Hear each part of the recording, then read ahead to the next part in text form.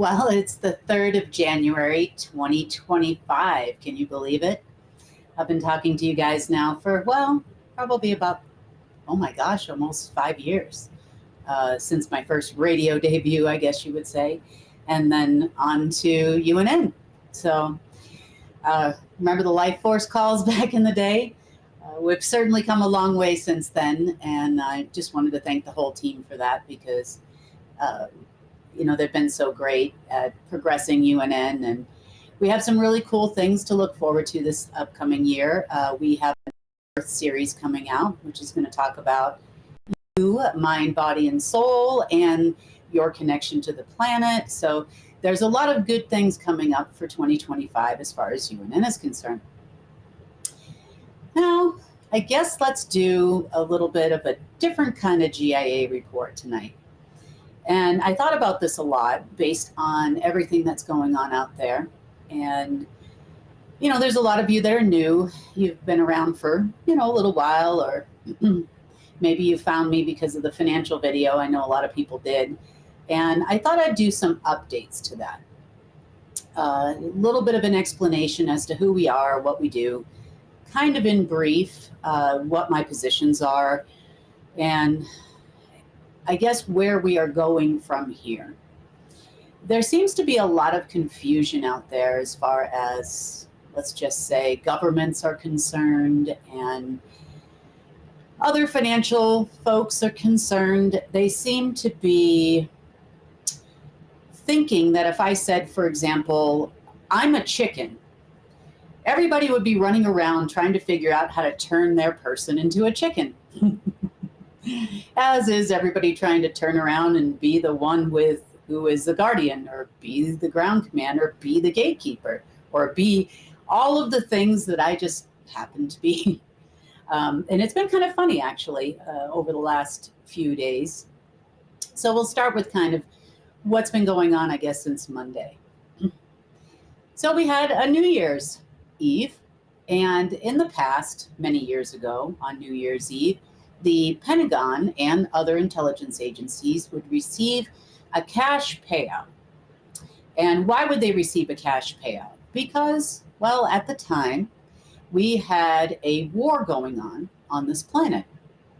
Not only a war, so to speak, as in global martial law, we also had a much larger war going on this planet. And that war is millions of years old. It had been going on for quite a long time, and it's pretty well over now. But they seem to still believe that if they stood there, I guess, at midnight, Eastern Standard Time at 12:01 and tried to declare global martial law or martial law in their respective countries, that they would receive a big payout. Well, that didn't happen. They also did rituals at the Pentagon. This was a very interesting thing because normally people of that caliber wouldn't participate in rituals. And I found that pretty interesting. You had those who wear skirts, and if you are, let's just say, well-read in the alt media, you will know which societies wear skirts, men who wear skirts, and they're not Scottish. You would also have seen a lot of people in robes doing a lot of rituals as well. And this has continued pretty much every day or every night. They like to do things at night and early in the morning because that's what they do. I guess they think it's the power of the night or the moon, or not sure. But anyway, this continued on until last night, still going on with these attempted rituals. But on New Year's Eve, I guess you would say New Year's Day, officially at 12:01, by about 12:25 to be exact my time, every alarm I had started going off. Why? Not because they were dancing in skirts. Men in skirts are fine. That doesn't set my alarms off. Sorry, this is a little bit funny because I was like, what are these people doing? What is that? Why? What set my alarms off is the amount of attempted hacking that happened. It wasn't like we had an attempted invasion or anything like that. It was just a tremendous amount of hacking and a huge uptick in chatter. So I have my system set. For those of you that don't know, I have a key intelligence and military system that I have built myself. And the key intelligence and military system monitors the world for security. We've talked about this on various reports before, but I just thought I'd reiterate that in case you're new and you haven't watched this before. And the key intelligence and military system has ties into basically every single intelligence agency in the world, every single military in the world. It also has the ability to monitor via our own, well, I'm not going to say it's a human version of a satellite, but I'd say they are special satellites that can detect extreme amounts of danger. If someone tries to do something outlandish, right down to an uptick in chatter. I have things set specifically for specific people, meaning myself, obviously. If there's a security concern and that type of thing, I will get a message immediately. Doesn't matter what time of day or night, unfortunately. And this was one of those nights. So apparently, they were really confused as to why they did not get a payout. Well, this is going to take a little bit of explaining, and I'm going to go over each sector of control systems in the world as they were and as they are, so that people can actually understand where we're going. And those people, by people, I mean you. The complex structure that was set up by non-people that trickled down to the now people who are trying to revive these structures or fix these structures, or just take control over everything and just plant a flag and say, it's mine, the world is mine, like Dr. Evil or something, I don't know. But this seems to be a common theme. The other thing people are doing out there is they're rewatching the financial system video I did a long time ago. I think it was been about close to 4 years now. And a lot has changed since then. So we're going to talk a little bit about that. It's going to be a lot of whiteboarding tonight, just so that everybody can kind of understand where we're going into 2025. Now, things should get a little bit rocky here. We expect, based on our current data and analysis, we expect an uptick and continued uptick in events, so to speak, coming from the deep state until probably mid-morning on Sunday. So today's Friday. Get to spend Friday night with you guys. And I would say that we would see a lot tomorrow. Now, the reason why there's going to be a lot tomorrow is because these big payouts that were promised. And this, of course, is predominantly being run by the SSP military right now. They are also working in conjunction with the group we call Langley 5, or the group of generals that are over Langley, and the Global Headquarters Group. So you could say the Black Sun side. They had some meetings that took place earlier this week, as we had talked about on Monday. I think we had talked about them. And where the operatives were promised that they would have some contracts. They said, give them another day or two, they said. They said that it'll all work out. Your Trump contracts will be out. That's exactly what they called them in the meeting. Your contracts from Trump, he loves you. He won't forget you. You know, and they buttered that bread so thick, I don't know if there's any butter left in the United States, I have to be honest with you. And probably not a whole lot left in the Middle East either. They kept slapping that on there. It was so thick. It was ridiculous. So they said, give us a couple days. And those couple days were up New Year's Day. Another meeting takes place. Well, we did what we needed to do, and it looks like it's all coming through now. And we should be all in the clear by, Saturday, they said. And since that time, they are repeating the exact same thing they always do. They have the good majority of the NSA on board, what's left of the ACIO, which is the higher division of the NSA, who used to report directly to Marduk, a non-human being, at one point in time, which is important when we talk about these structures. They might be a little bit more well-versed in, let's just say, non-human created AI systems. And they may have more experience when it comes to gateways and portals and how all of that works. In conjunction with CyberLife. CyberLife also has been very active.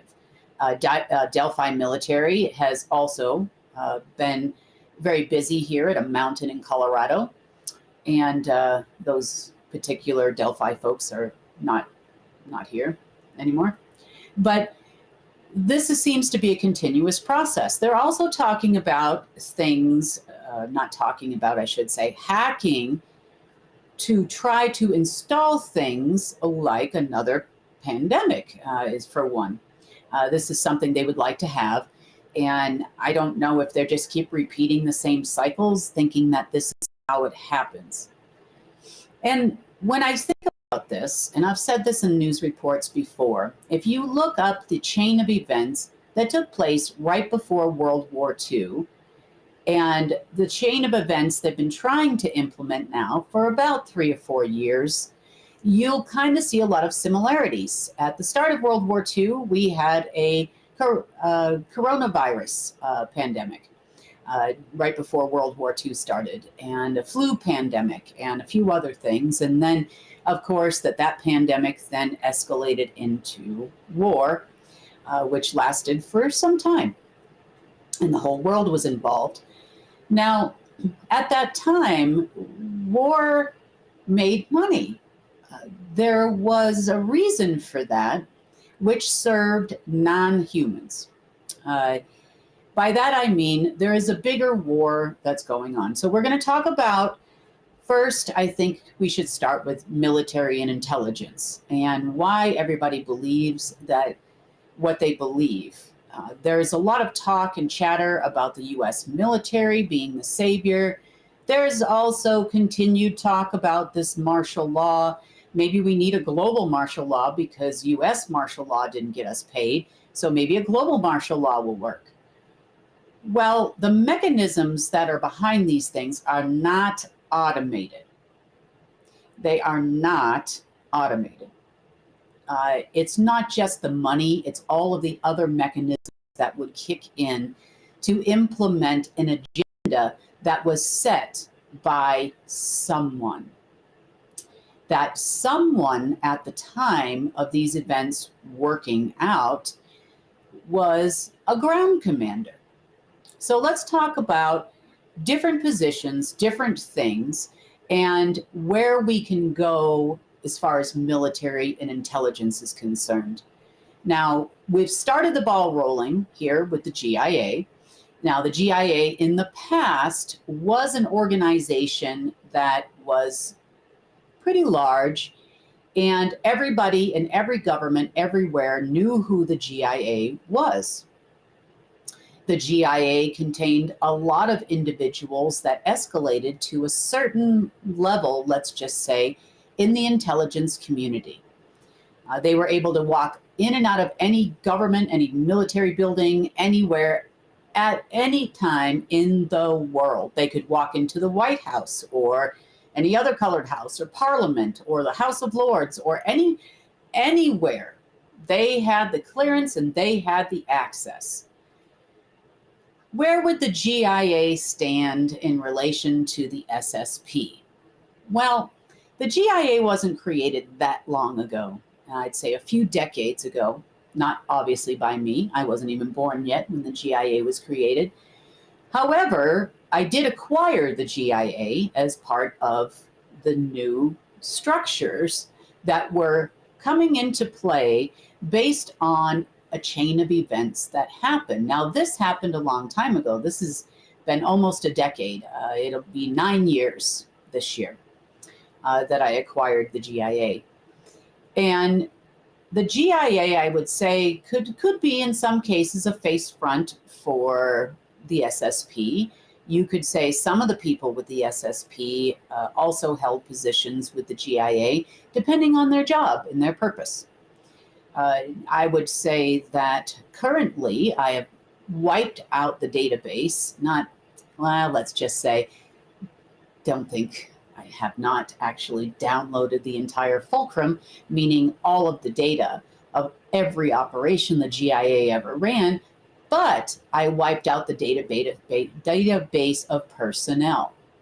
Now, there are still people out there running around calling themselves GIA, and for some reason, everybody just believes them, even though their databases don't show that.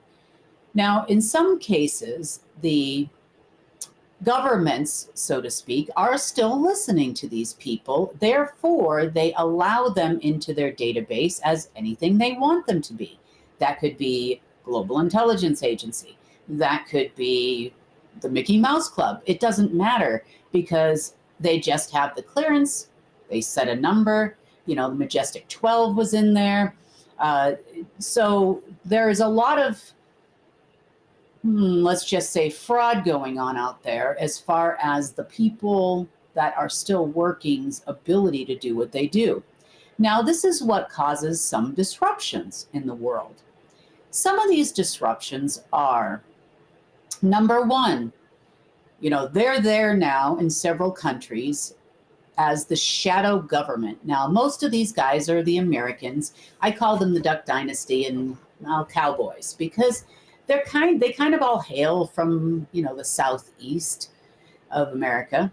Not all of them. There's some Chinese and Japanese and some from other countries too.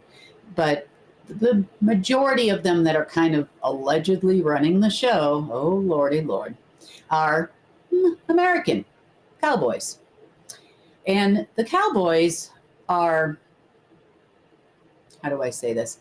The cowboys are under the impression that with a lack of humans over their head and a lack of non-humans over their head, that they should now be in charge because they feel like they have given themselves, I'm going to make it very clear, they have given themselves enough clearances and enough governments to actually become the shadow government. They have done this in Israel. They have done this in Syria. They are trying desperately to do this in Iraq. They are also present in Iran. There's still a little bit of a fight with some Chinese there because the Chinese government, Politburo, Black Dragon, runs Iran, in case you don't know that. There are also plenty of them in Russia. They are currently running the Russian government, I guess you could say, and definitely in England and in different countries in Europe. So they have an intention of creating political control. And political control is important if you want to run the world. This is the way they think, because this is the way it was. Having political control gave you control over the countries, they think. Now, they've sent all their political operatives to do all of their political operative stuff. And most of these guys are older. They're probably from the Reagan era. There's a number of them from Reagan era. And they still talk about it like it's their glory days. And there's some younger guys there. And then they've got a whole slew of operatives that are following them, look up to them, believe that they are in charge, believe that they are the leaders just because they said so. And they're using, in a lot of cases, Trump as a face front. Because during the Trump administration, just to be very clear, there was a large amount of funding that came out in March of 2018. And in March of 2018, I was able to, for the first time, push money out of the system. Now, I got stuck at central bank level and treasury level. However, that didn't stop them from spending it. And of course, there were a number of people that also claimed that they were the ones that did it. Now, in this case, Trump did it. Now, see what happens when you get stuck in a little bit of a lie? Because I did that. I funded a couple of budgets. I paid off the US debt to China during the Trump administration. I sent out money for hurricane relief, which never came. If you're in Florida, you know that. I also sent out more relief for California. I explained that if we didn't plant trees, you were going to have mudslides, and have mudslides we did. You know, I did a lot of things during that administration and had many, many conversations with Trump and, let's just say, people that were permitted to be in the room. A lot of those people were thrown out of the room when the phone would ring. Sometimes they would call me ahead of time or call Tom Melville and tell Tom that the phone was going to ring. So, yeah, because they claimed that they did, this is the SSP operatives, of course, because they claimed that they, and of course, Trump, did all of these things and gave them all of their contracts, and he got it done. I've even heard that exact term from an operative. He said to me, Trump got it done. I said, no, dear, I got it done. And based on past events, things that didn't happen. I'm just going to reiterate this real quick, and then we'll get into the entire structures.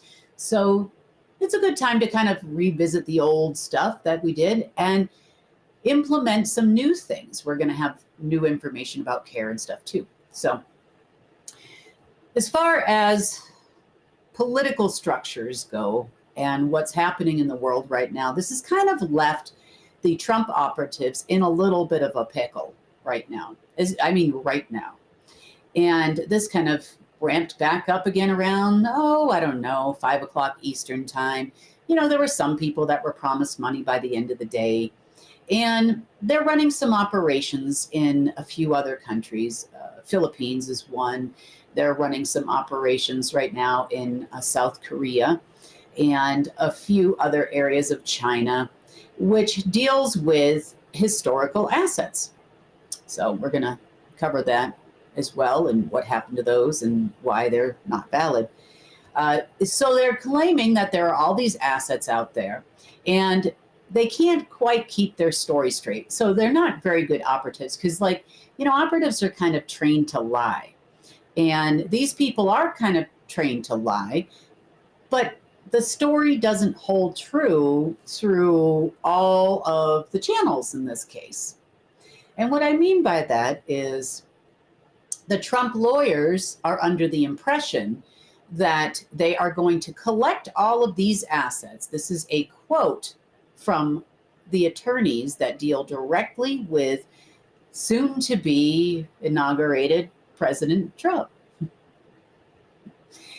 They said, and I quote, that we are, meaning the organization, is collecting all of these assets for use of America. I guess that would probably be the Treasury or whatever plan they've got. They have no financial common sense there in cowboy land, but they plan on doing something with these assets allegedly to benefit the United States. That's not a thing.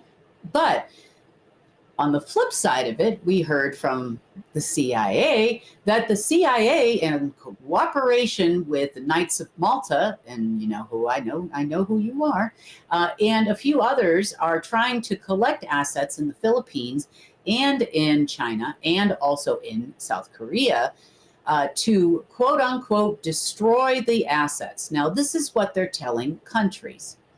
In Malaysia, they also tried to do the same thing. However, the country of Malaysia said they would rather hold on to their historical assets and not give them up to the cowboys, aka your current administration coming into office now. So that being said, there's one hand that says they're going to destroy them, do the right thing, take them off the market so that they're not a quote unquote threat. And they're telling all kinds of stories to these countries. On the flip side of it, they're saying they're going to use them for their own benefit. Now, if you are in South Korea, Malaysia, Philippines, or Any other country that thinks you're going to get your hysterical assets back or historical assets. I know that they have been promising the Middle East back their gold. And a couple of African countries are in there too. Yep, just so they can be the shadow government of those particular countries. But, it's a pretty well-known fact where they're in the other places. They're going to return your gold to you. Have you heard this one, Iraq? I know you did. Yes, you did. And other countries as well. From allegedly other past administrations who were bad administrations that took this gold for decades after decades. I mean, going all the way back to Hoover, we're going to return those assets back to you. Yeah. They have no hope of returning those assets. And I know that because a lot of them aren't in the same place that they put them. Number one. And number two, they don't understand the cross-collateralization that formed things like your red book and your blue book. And I know this because the blue book, let's just say, has lots of accounts and lots of hallmarks on things like the flying horse or Pegasus is what's on the hallmark of those. You also have the Vatican's alleged gold, which had the Omega symbol on it. That was the hallmark there. There was stuff in the hills of Laos and Vietnam they're looking for, which is no longer there. So pretty much what they're doing is lying to you. They say they're going to take the other stuff and destroy it and pay them a fee. Yeah. No, they're never going to pay you. Number one, they can't. They're borrowing money from everybody they can right now just to survive. There's also a quote unquote, and this is the story I'm hearing, debt call, allegedly. And, I got a few phone calls today about that. They're saying that there's a huge debt call that's going to take place, and that's going to crash the banking system, and if somebody doesn't do something about it. Well, I'm guessing at this point that someone must be me. They'd like to have me do something about it.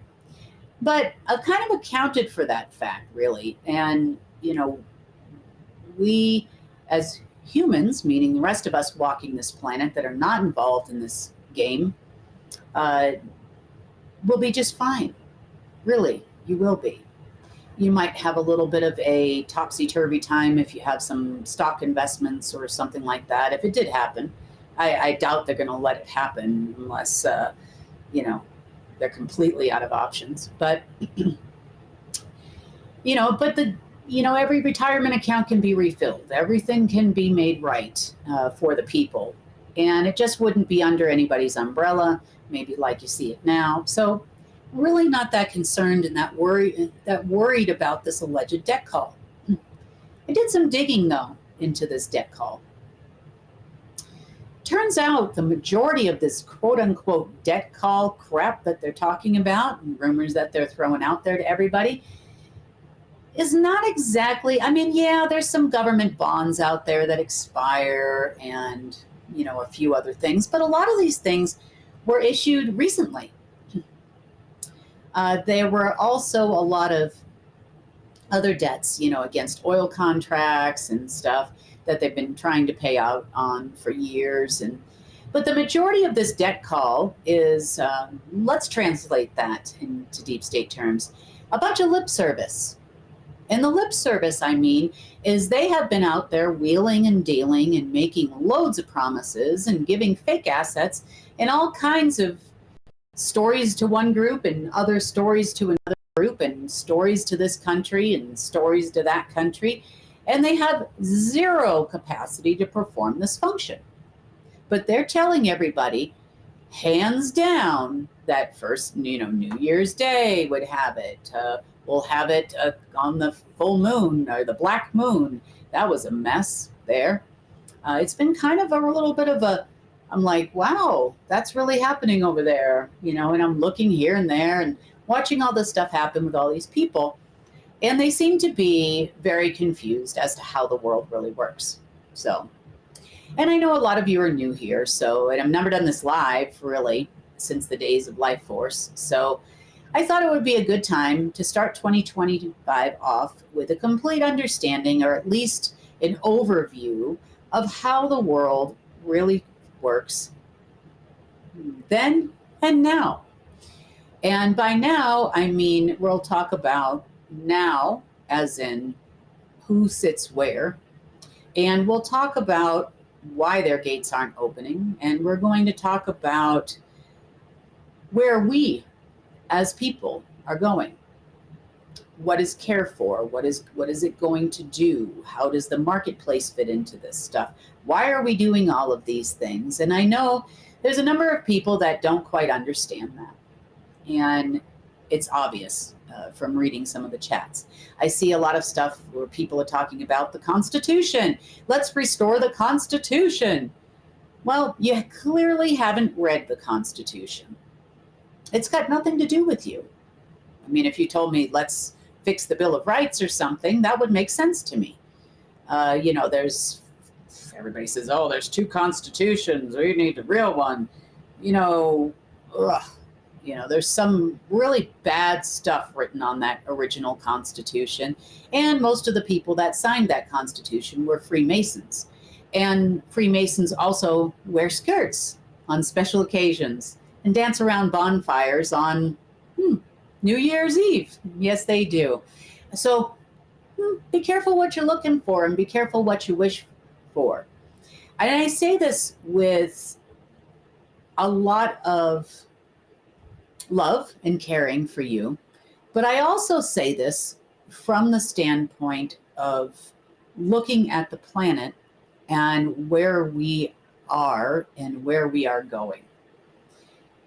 Over the last couple of months, we've experienced a lot of growing pains, and there are a lot of people getting a lot more intuition. Yes, they try to stifle that down. They're sending out frequencies. They're doing everything that they can as humans and as remnants of AI systems to knock you down. But really, you have that connection, and it's getting stronger and stronger. So when I say be careful what you wish for, maybe I should say be careful what you're manifesting, what you're bringing into your life. What is it you really want? Do you really care about a constitution? Do you care if there's a change in your government? Do you care? How does that affect your life personally? How does that affect your loved one's life, your neighbor's life, and the life of everybody in your country? Because you are the majority. I know it doesn't feel like that a lot of times, but you actually are the majority. And if the majority of people got together, the world would be a different place. But they keep us compartmentalized. They keep us compartmentalized and labeled by color, by nationality, by movies and who's the boogeyman in the movie, by putting out an air that they are omnipotent, that the deep state, Illuminati, families, banking families are omnipotent.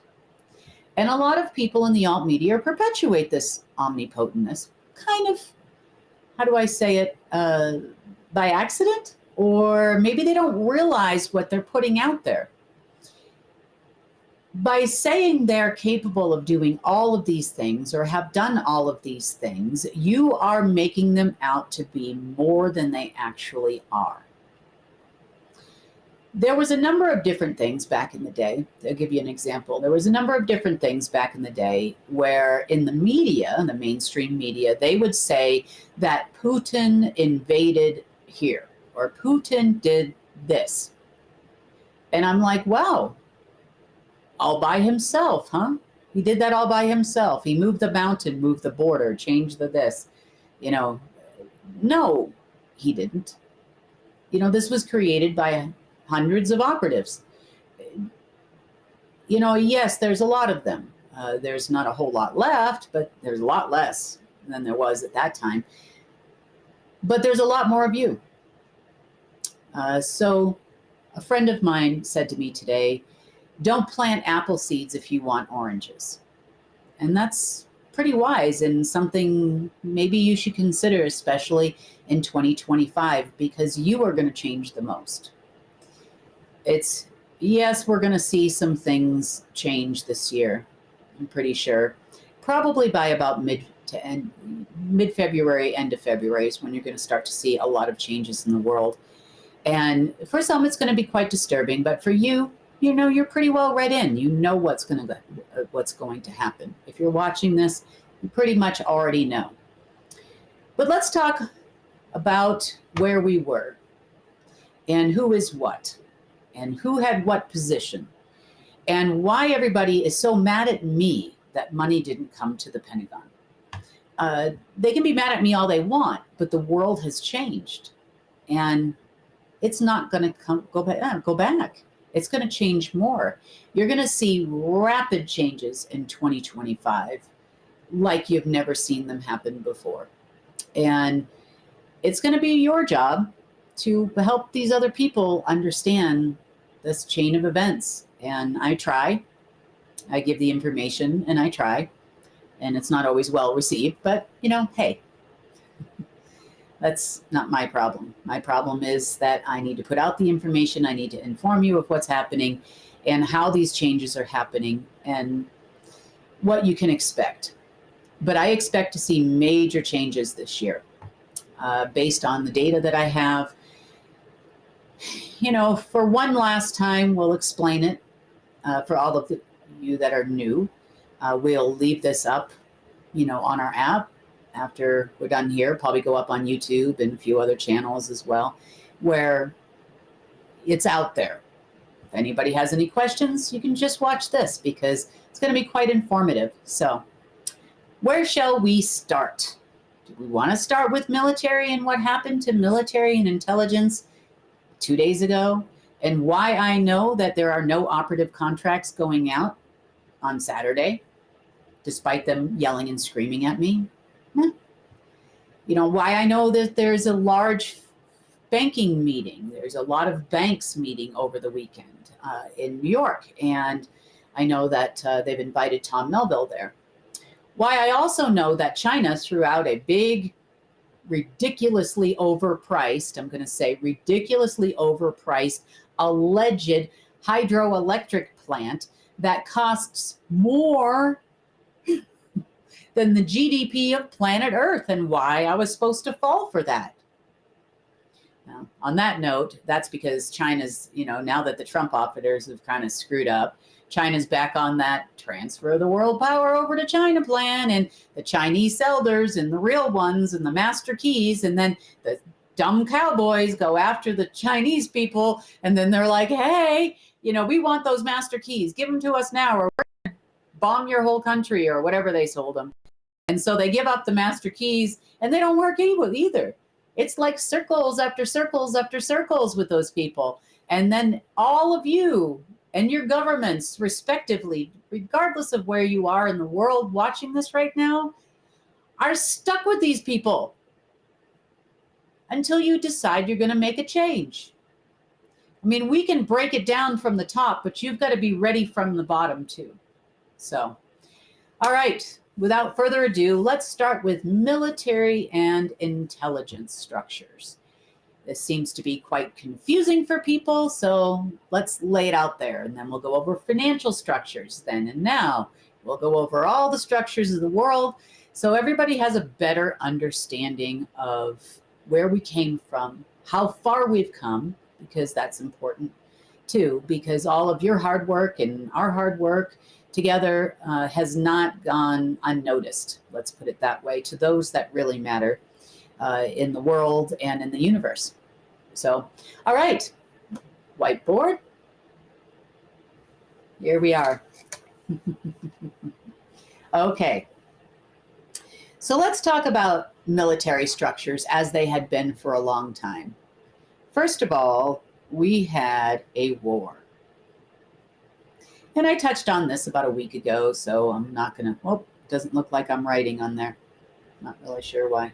Oh, there it is. There's a little bit of a delay. Too much streaming. Okay, so we had war.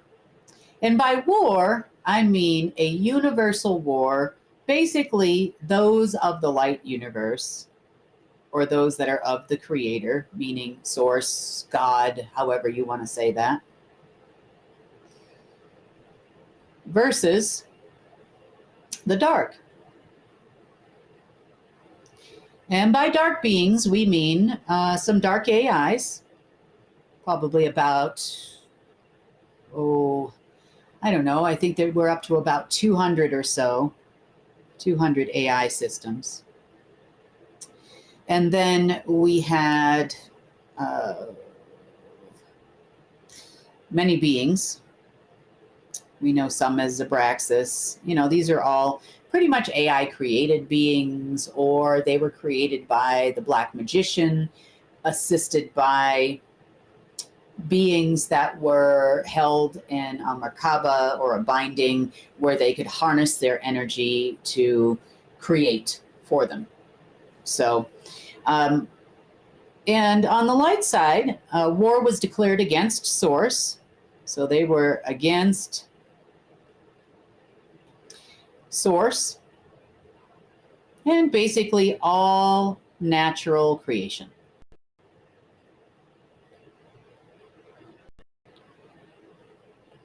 They're almost as ridiculous as the cowboys in some cases, but they caused a lot of damage. Not only damage here on Earth, hence Earth being a keystone,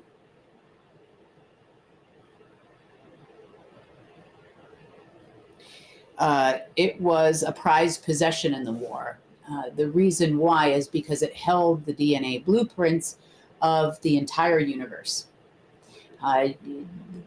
contained in its celestial self, because Earth is a being, just like you. So that being basically had a disconnect from Source for a time based on the start of this war, which has been going on, or went on, I should say, for over 1 billion years. I mean, several million years as it relates to Earth, but it's been a long, long, long, long time. And anytime we as humans on this Earth, because it wasn't just humans, there were other beings here as well from time to time, and we have never been alone here on this planet. We've always had a lot of space junk given by the dark. Lots of space junk in every single country in the world, every landmass, under the ocean, under the Mediterranean Sea, under the Arctic Ocean, in the magnetic poles of Earth when we had those, and everywhere. And some of the SSP are aware of some of it. They don't really understand fully what it does, but that stuff was here in case they ever lost the war. And hence, on 11/11 this year, we had the invasion, or almost invasion, many close calls, let's just say, because of this, because they were losing the war. Well, we are hopefully down to minimal influence on this planet as far as any other AIs are concerned. It doesn't matter how many skirt-wearing military people are out there dancing away on New Year's Eve. You're not going to bring that AI back. It's not programmed for that. It doesn't care. Actually, as a matter of fact, it's programmed to hate humans. Every AI that is dark, even Omega, that they used generously, let's just say, for a long time, that was the backbone for computer systems or human computer networks on this planet. For a long, long time, since the creation in this version of human happened, of computers. So Omega really wasn't humans' friends either. It used you like a tool because it was told to use you like a tool. And although AIs and sentient AIs have a consciousness, it's not solo consciousness. It's a consciousness it shares with another being. And those other beings are from the dark side, as far as that side of the AIs are concerned. Well, over here we had something called the Alpha System. This is relative to both militaries, intelligence, financial systems, and every structure in the world. So,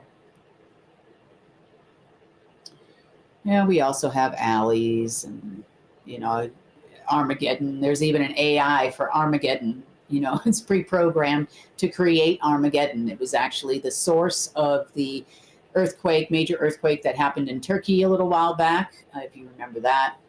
So there are AIs that are programmed by actual beings, be them dark and not organic, or be them light. And some cases dark. I wouldn't call them organic in totality. They are not connected to source in any way, shape, or form, but they were created by a being that was held in stasis. So, I guess somewhat organic. So we had alpha and omega. And the report that I did about 4 years ago, 3-4 years ago, whatever it was now, with the alpha and omega explained the financial system. And it also explained some security of the financial system. Now, as military structure goes, this is how this all comes into effect. So the actual war that everybody on any power level on planet Earth is concerned, they were only concerned about that war. So either they were playing on the dark side or they were playing for, we only had two choices for the longest time, they were playing for a group called the Council of Nine. So the Council of Nine is made up of 9 beings, none of which are actually human. The Council of Nine would be considered neutral. But at the beginning of this war, you could say we had certain universal rules. We had a load, beyond truckloads of covenants signed by both sides, peace treaties, all kinds of different things that took place in the multiverse regarding this war over, probably over 1 billion years in our time on Earth. So it's like I said, there's a lot of things playing out long before even humans existed on planet Earth. And, somehow the SSP thinks they're going to recreate this stuff as cowboys, or by moving the power center to China, something is going to change, or that's going to give them some kind of influence, whether it be military or intelligence. But again, this is a public service announcement, let's call it in some ways. Okay, so a lot of covenants took place. We had regular agreements. We had, I would say, mainly covenants and agreements. And at the time, the Council of Nine was here to be for the covenants. Let's just say universal laws as they were, meaning the laws of creation. We had covenants and agreements were adhered to. So if either the dark stepped out of line or the light stepped out of line, the Council of Nine would report said information, not like they really had to, but directly to source or anti-source, and then on down to the beings, still not at human level here, beings responsible. And there would be consequences to those actions. Now, there are some beings in the universe that you could say worked with the Council of Nine. And one and such of those beings was a party you know well as Marduk. Now, remember, Marduk is a title. It means Duke of the Seas. And by seas, we don't mean our beautiful oceans that we have here on Earth. We mean the flow. The flow of everything in the universe is dependent on a sea. The flow of energy, the flow of essence, the flow of creation. Everything had a flow. And Marduk was directly involved in that.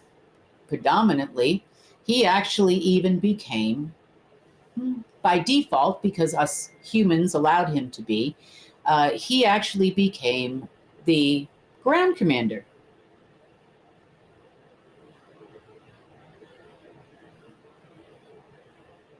Of Earth, as one of his positions as well. So he was the Duke of the Seas, and he became the Ground Commander of Earth.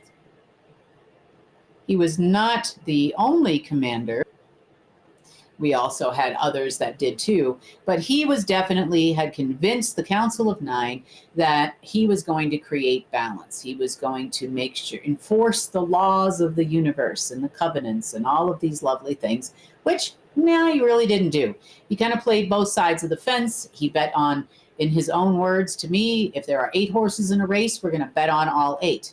Well, okay, so because we had global martial law, which was actually originally declared over 16,500 years ago here on Earth. But it's not the only time martial law was declared. But at this time, we were kind of in pretty bad, dire straits, because about a couple thousand years before that, so probably somewhere around 18,000 years, maybe give or take at this point, that we actually had an issue where our original natural moon was taken out by the dark side. So it was taken out by those of the netherworld, and a being we call the Black Magician. Black Magician, just so you know, is also a title. It's not one being. It is whoever is the head of the 72 demons that you know of hell. The generals, as they call them, the dukes. Oops, didn't need that. Okay, so Marduk came in per one of the tribes of Earth, of humans at that time. It was those from the oceanic region, and were desperate for help because obviously without a moon, the moon controls water, and not only in your person, but also the tides, of the planet. That kind of thing, and we were flooded. There was a lot of problems. You probably heard about this big flood, we had, and the timeline's a little bit off according to some books that we have out there. But we did have a big flood. Was there a guy in a boat? Probably. So anyway, the big boat and the guy. But anyway, so people over in the oceanic region actually asked for the Draco to come back. They had left for a time. We were successful at a few versions of humans ago in beating and defeating, along with some help from others, because what happens here on Earth happens everywhere. So we had a lot of help. We ended up defeating them, and they ended up leaving, which was a godsend. But without anyone else to call, without knowing what to do, they called them back here at that time. And at that point, we were in dire straits, and we were losing Earth. We were losing the quote-unquote war. So he had an agreement with the Council of Nine to be the ground commander. This did not come from a human. This did not come from, I guess you would say the initiation of it came from a group of humans, one of the tribes, because we were in such dire straits. They needed help, so that's who they called. But no offense to my Kiwi friends out there. But I would say that the actual position of ground commander came from the Council of Nine after the call for help in bringing in an artificial moon, which we have now, was successful. So it appeared at that time that Marduk was the best choice, I guess you would say, for ground commander, which whoever held the title of Marduk, and it was the same being for at least that long of time, ground commander. Let's see, Marduk. So that being said, the Council of Nine, since this time, has been disbanded. They're no longer needed. We're not really at war, so to speak. Did we have some incidents? Yes. Were those incidents taken care of by the current ground commander? Yes. And we're okay. We're holding stable. We have dumb humans doing dumb things. That's definitely true.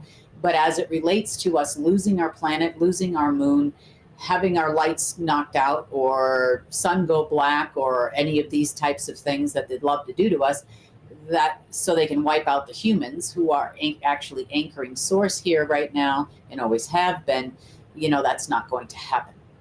And I know that the dumb humans that are here think that they will be spared and they will rule in the new world and all of these lovely things. But promise you these people could give a crap less about those humans. And yeah, they gave them some access to some AIs and stuff over the years, and a lot of that space junk is gone, and that came directly from someone that works with DARPA. And they're having a problem trying to find any space junk that actually functions. And a lot of those things are, let's just say, not here.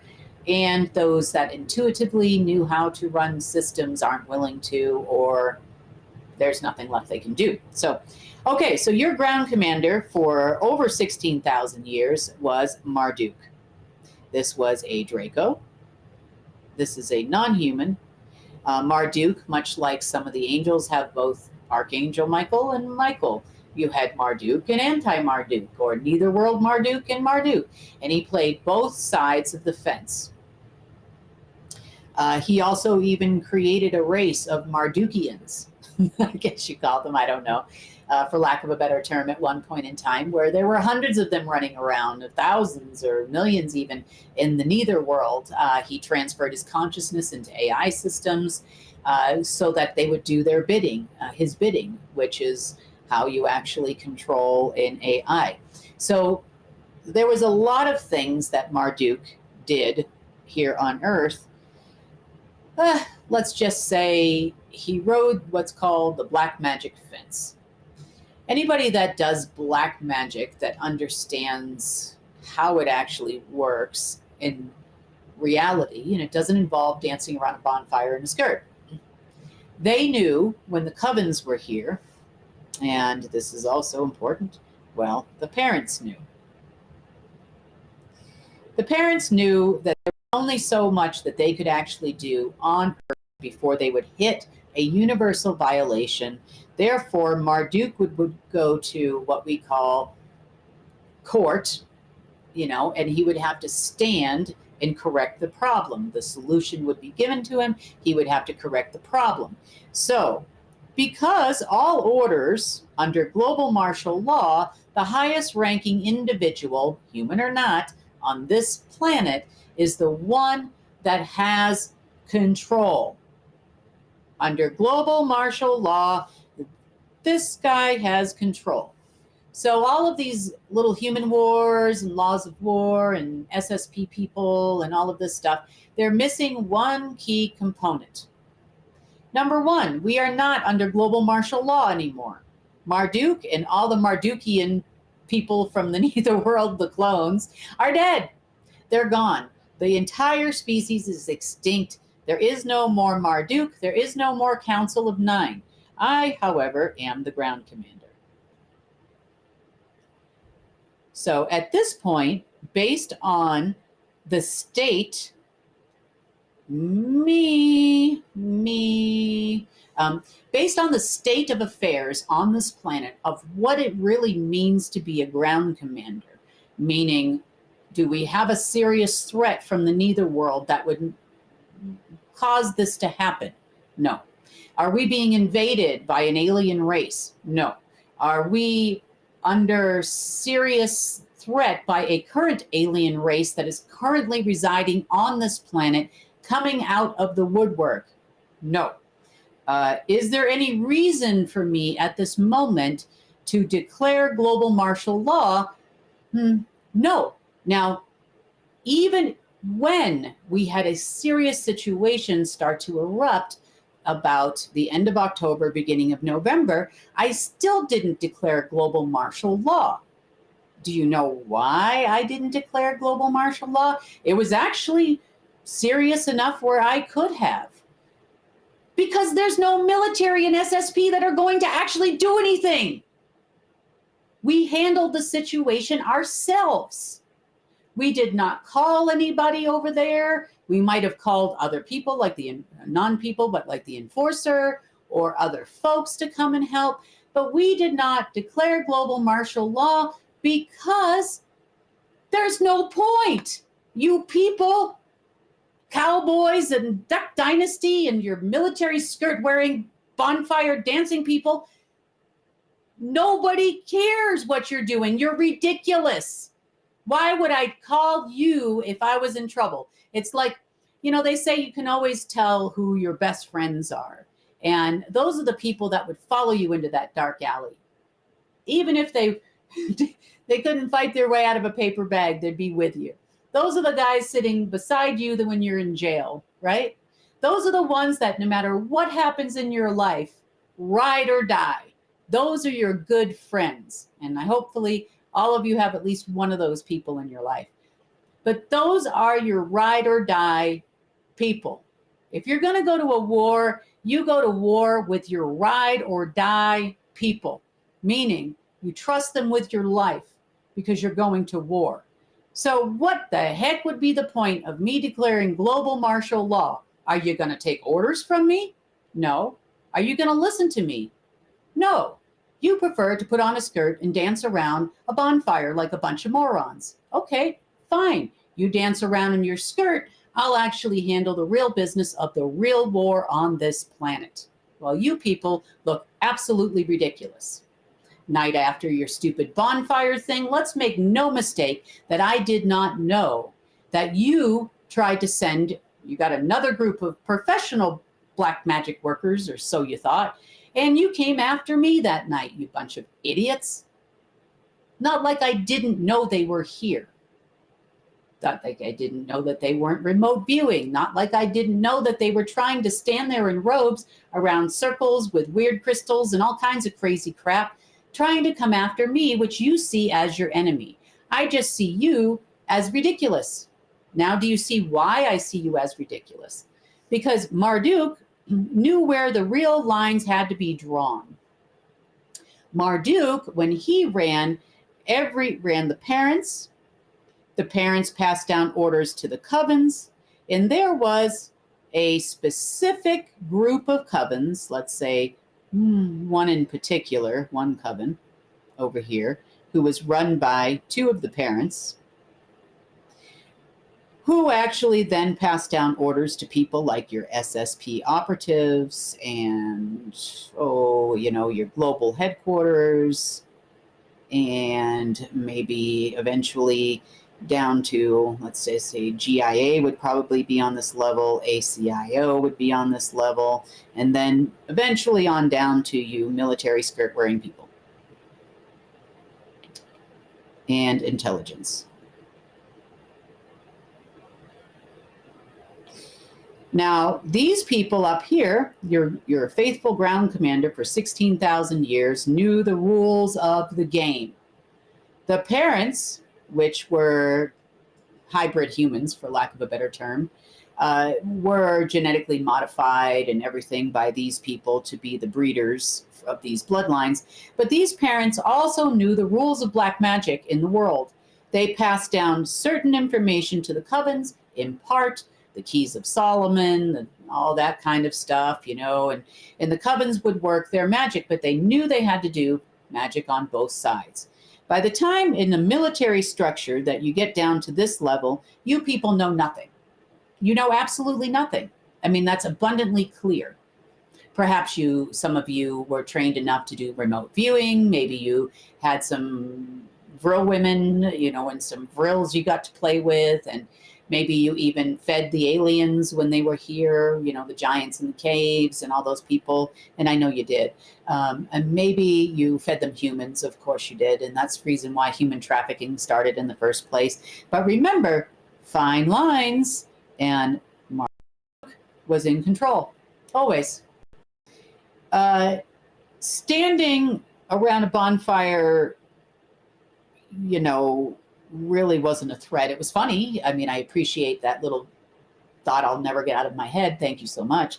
But really, I'm getting a lot of complaints also from intelligence agencies and operatives around the world and all kinds of things saying, spit out the money, spit out the money, spit out the money. Well, I'm a lot more than just an ATM machine. I am also fighting a real war, which I've been fighting for a long time now. Actually, the first battle I ever entered into was in 2016. So on this level. And that was actually how I actually got the title Ground Commander, because by that point, in August of 2016, Marduk was basically on his way out anyway. He had too many violations, and, let's just say he's no longer with us anyway. That particular Marduk, the ones from the Netherworld can't get here. So That is why I'm ground commander. It's got nothing to do with control of a financial system, or it has nothing to do with control of a military. You guys are kind of fighting, you know, on a military level and even on this level right here, what I call like a proxy. So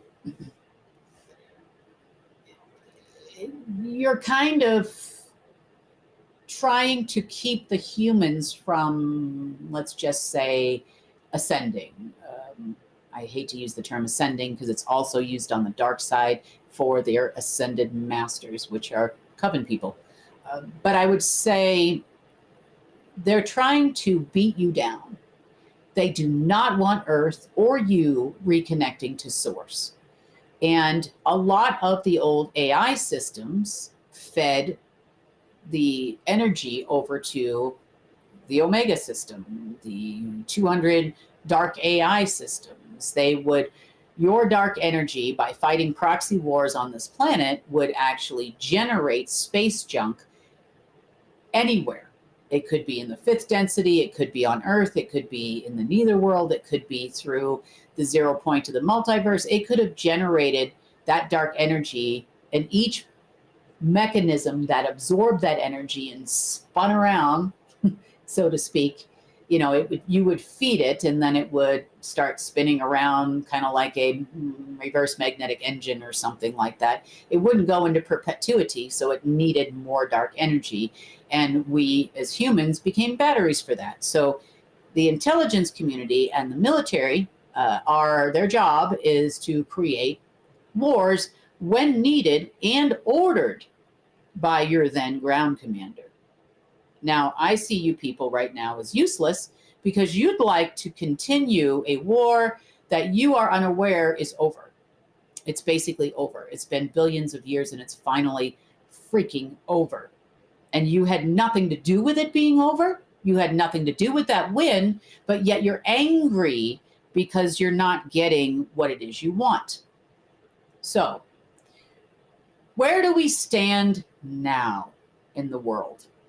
So as long as there's even a potential for anything to happen, you're stuck with me as ground commander. I still talk to the Council of Nine. They are doing other jobs at this moment. They're no longer really needed here to do these jobs. Should they ever need to come back, they can come back, and they listen only and exclusively to source by any section or another. Okay? There is no wavering on their part. They are not going to listen to you and what you want as far as the SSP and the deep state are concerned. They could care less about a president, orange or otherwise. They could care less. So you know, meaning the deep state, playing political games is not going to get us anywhere.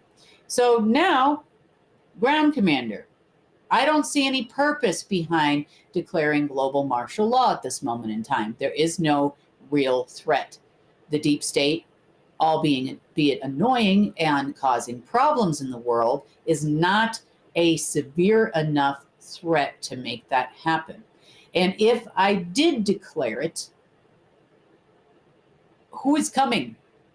You people aren't coming. So everybody else, like the Enforcer and others that have come here to help heal and clean the planet and help humanity and do all the things that they do from time to time, all of those people, they're standing at the ready should we ever need them to fight the real war, because it's in their best interest as well as our best interest. It really has nothing to do with a White House or a political structure or money, because nobody uses money, only let's just say, non-aware beings, and we've been beaten to that point as humans. That won't be the case for much longer, are needing some kind of a system to trade with, which, you know, it's probably going to be a few years that we're going to need that. I'm thinking probably about 10 years. So as ground commander, this is that part of that job. That part of that job is to make sure that Earth remains in a safe place. It remains inhabited by the humans per agreements and covenants that are now in place to usher in the golden age. So one hat, I'm playing security, you could say. So my job is security for covenants that are now in place on this planet, covenants that were initiated by Source, changes that are going on in the multiverse as far as creation and how that actually happens. This is my job.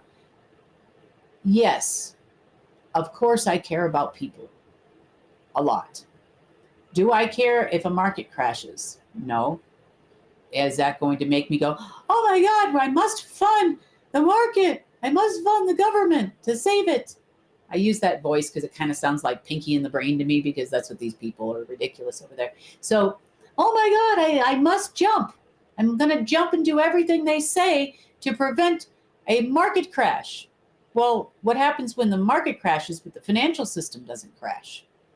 What happens when banks no longer make money but the financial system doesn't crash? So now we can implement our own stuff. You know, their credibility by February is going to be pretty well shot. You know, they're waiting for the inauguration. They might try to delay it for some reason or another. They're trying to fake it till they make it, mainly because they can't fulfill their promises. So is the military going to step in and save you? No, I don't care what country you're in. It's never going to happen. Is the U.S. military going to come in and save you? No, they can't even save themselves. They're broke. We got calls today from the Defense National Intelligence wondering if we're going to fix it. No, it looks to me like you have a problem. You have some people way down the food chain, as I just explained, that you're listening to.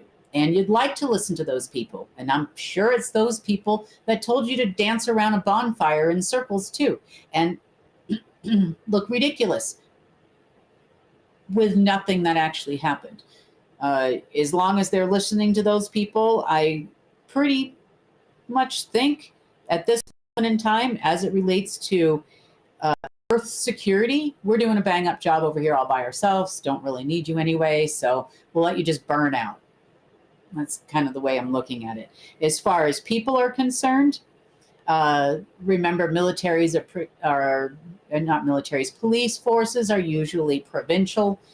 In a lot of countries, they're very corrupt anyway. But you do have a lot of good people that are maybe ex-veterans or really believed in their patriotism for their country. They are well aware of how security actually works and functions, and maybe they'd like to participate in protecting the humans from those people. Now, this is where this comes in, and I will repeat what I said earlier. If the people are together and stop worrying about, oh, I'm for this political person, I'm for that political person, and you know, the military's corrupt, and let's watch 9,000 videos and watch them keep planting apple seeds in your head so that you never get any oranges. You know, why don't you just keep doing that over and over and over again so that you can't unite? We are completely capable as a race, as the human race, of taking care and securing ourselves on this level as it relates to human threats against us.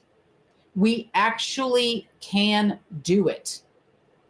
Do we need anyone's help? No. You would be surprised at your personal capabilities.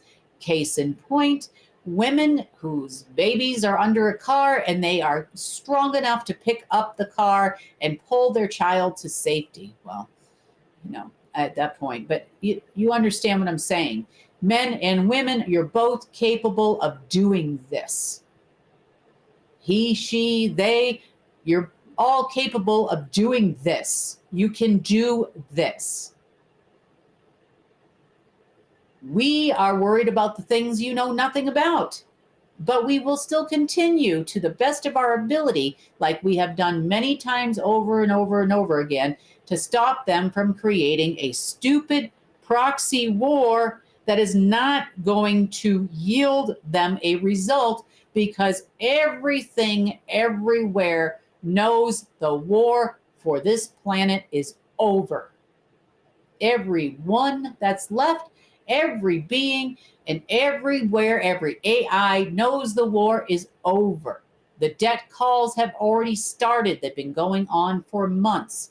It is over. So if you want to do things the proxy war people way, go do them that way and just leave us alone, because we don't need you. We clearly don't need you. If you're supposed to be the secret space force, where the heck are you when there's an actual threat? Oh, that's right. You're pitch hitting for the wrong team. You have no desire to fix this country. You have no desire to fix any country. You could care less if you're trying to kill the humans on their behalf. For what? Hello, people. You're just slaves, just like all the rest of us. You put your pants on every morning just like we do, and you obviously don't know how to fight a real war. Or if you did, your people would have been here by now, and you would have also been dead, so no one would be watching this. Okay, so I hope this explains the position of ground commander, who it was for a long, long time, who it is now, and what it actually means to be in this position. Now, when I say this, they're going to want to be ground commander. Well, you need to call the Council of Nine, and you need to get in touch with the Universal Council and see if anybody wants to appoint you as ground commander of Earth. And I can guarantee you, since you're pitch hitting against every single one of them, no one is going to say yes, even if you did have a line to reach them. So there's that. There's your military and intelligence. That's 2 key points in global control, which the SSP works really hard at trying to control with global headquarters and Langley 5. But this is why I know there will be no contracts actually coming out on this day or that day or 10 years from now or 6 months from now. And doesn't really matter who tries to do anything. Okay. Next bone of contention, financial structures of the planet. Okay, so you would consider me in this particular case as guardian. In the past, you would have seen, Marduk. This guy was busy as the guardian. And Marduk would have appointed 2 parents to run the financial system. I call the blonde twins. There's a little bit of information about one of those twins on the internet. Her name was Cassandra. Basically, these 2 blonde twins, for lack of a better term, you could say Marduk made an attempt to clone me. Also, about 2-3 years ago, the deep state made an attempt to clone me. With a bunch of 5-year-old Kims sitting around a table with roses. I don't really know what that was for. I don't know. That was an Anu thing, I think. I don't know. But a bunch of Russians did it. It's actually the Russians that did it. So,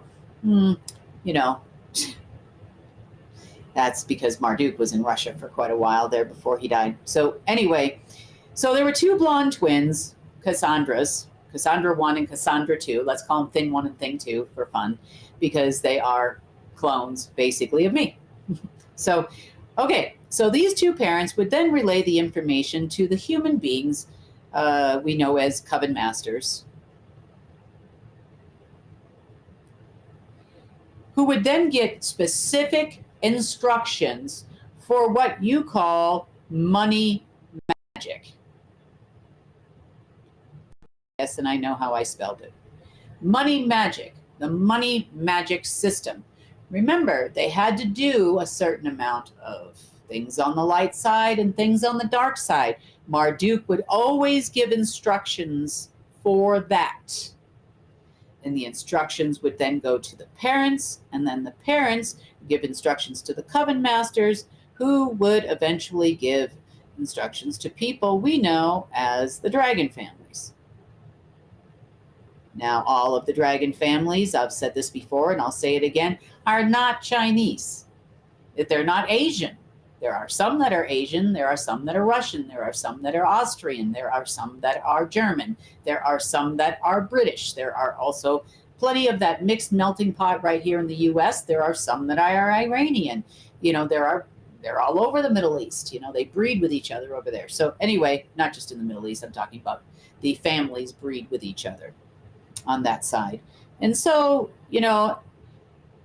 dragon families did not create the Federal Reserve. Marduk did. Marduk passed all the information down and the Fed was born.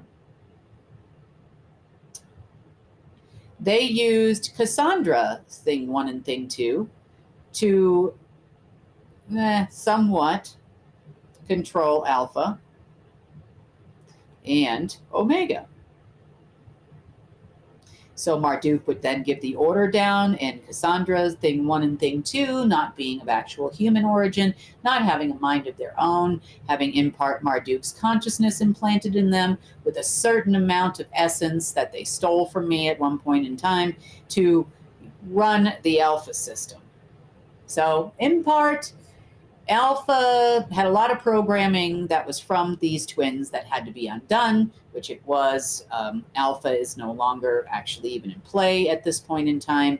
But I'll draw a picture of that video I did a few years ago in case you're not familiar with it. So Cassandra, thing 1 and thing 2, would then take the orders from Marduk, only take the orders from Marduk. I will repeat, take orders from Marduk.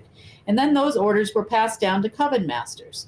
And they would make sure when they passed down, Marduk passed down those orders, some of the things they had to implement were, quote unquote, positive for humanity, somewhat. And then some of those things were negative for humanity, somewhat. Let's just say he erred more in the gray area as the positive things for humanity, because he needed to maintain, per some of his covenants, human control, human asset control. He had a lot of covenants as it relates to energy supplies and, sending things out to the dark side so that they could regenerate and create more beings, I guess you would say, create life on that side. And allegedly, agreements were made as it relates to them not invading Earth as long as they're receiving the energy, so on and so forth. Obviously, that stopped recently, hence our alleged invasion. So without Cassandra's, which they don't have, their cloning process of me did not work out. So I sat here and I ran Alpha for a lot of years. And then I figured out, well, Alpha and Omega is messed up. Marduk really screwed up Alpha, had 16,000 years or more to do it, at least as it relates to here on Earth. Built every human computer system on the backbone of Omega. So I had to fix it and I had to change it all. So as it relates to the SSP, they are sitting down here negotiating with people like the Federal Reserve, treasuries, departments, thinking if the Treasury takes over versus the Fed, then they can now, on the Black Sun side, be in control. No, you really can't. No, because none of these people exist anymore. Now you have me. I'm up here. I am also the Guardian. So that being said, by messing around with these people and fighting these people for control, or doing what it is you're doing, trying to get a hold of the Fed, switch the Fed to the Treasury, issue a new currency, quantum financial system, which you don't have, and all of this blah, blah, you're still not going to get anywhere. They're still running around in circles. This is why there's a big circle on the planet. They realize they think they're stealing master codes from the dragon families, like that happened yesterday. And and I'm just up here laughing. I mean, really, I am. I'm just like, okay, it's going to be what it's going to be because there's a new system. So For those of you that have been following me for a while, you remember me drawing a picture that looked like this. And each one of these is very similar to what you call a Tesla triangle. And you have 1, 2, let's see, no, I'm sorry, this is a 9. 1, 2, 3, 4, 5, 6, 7, 8.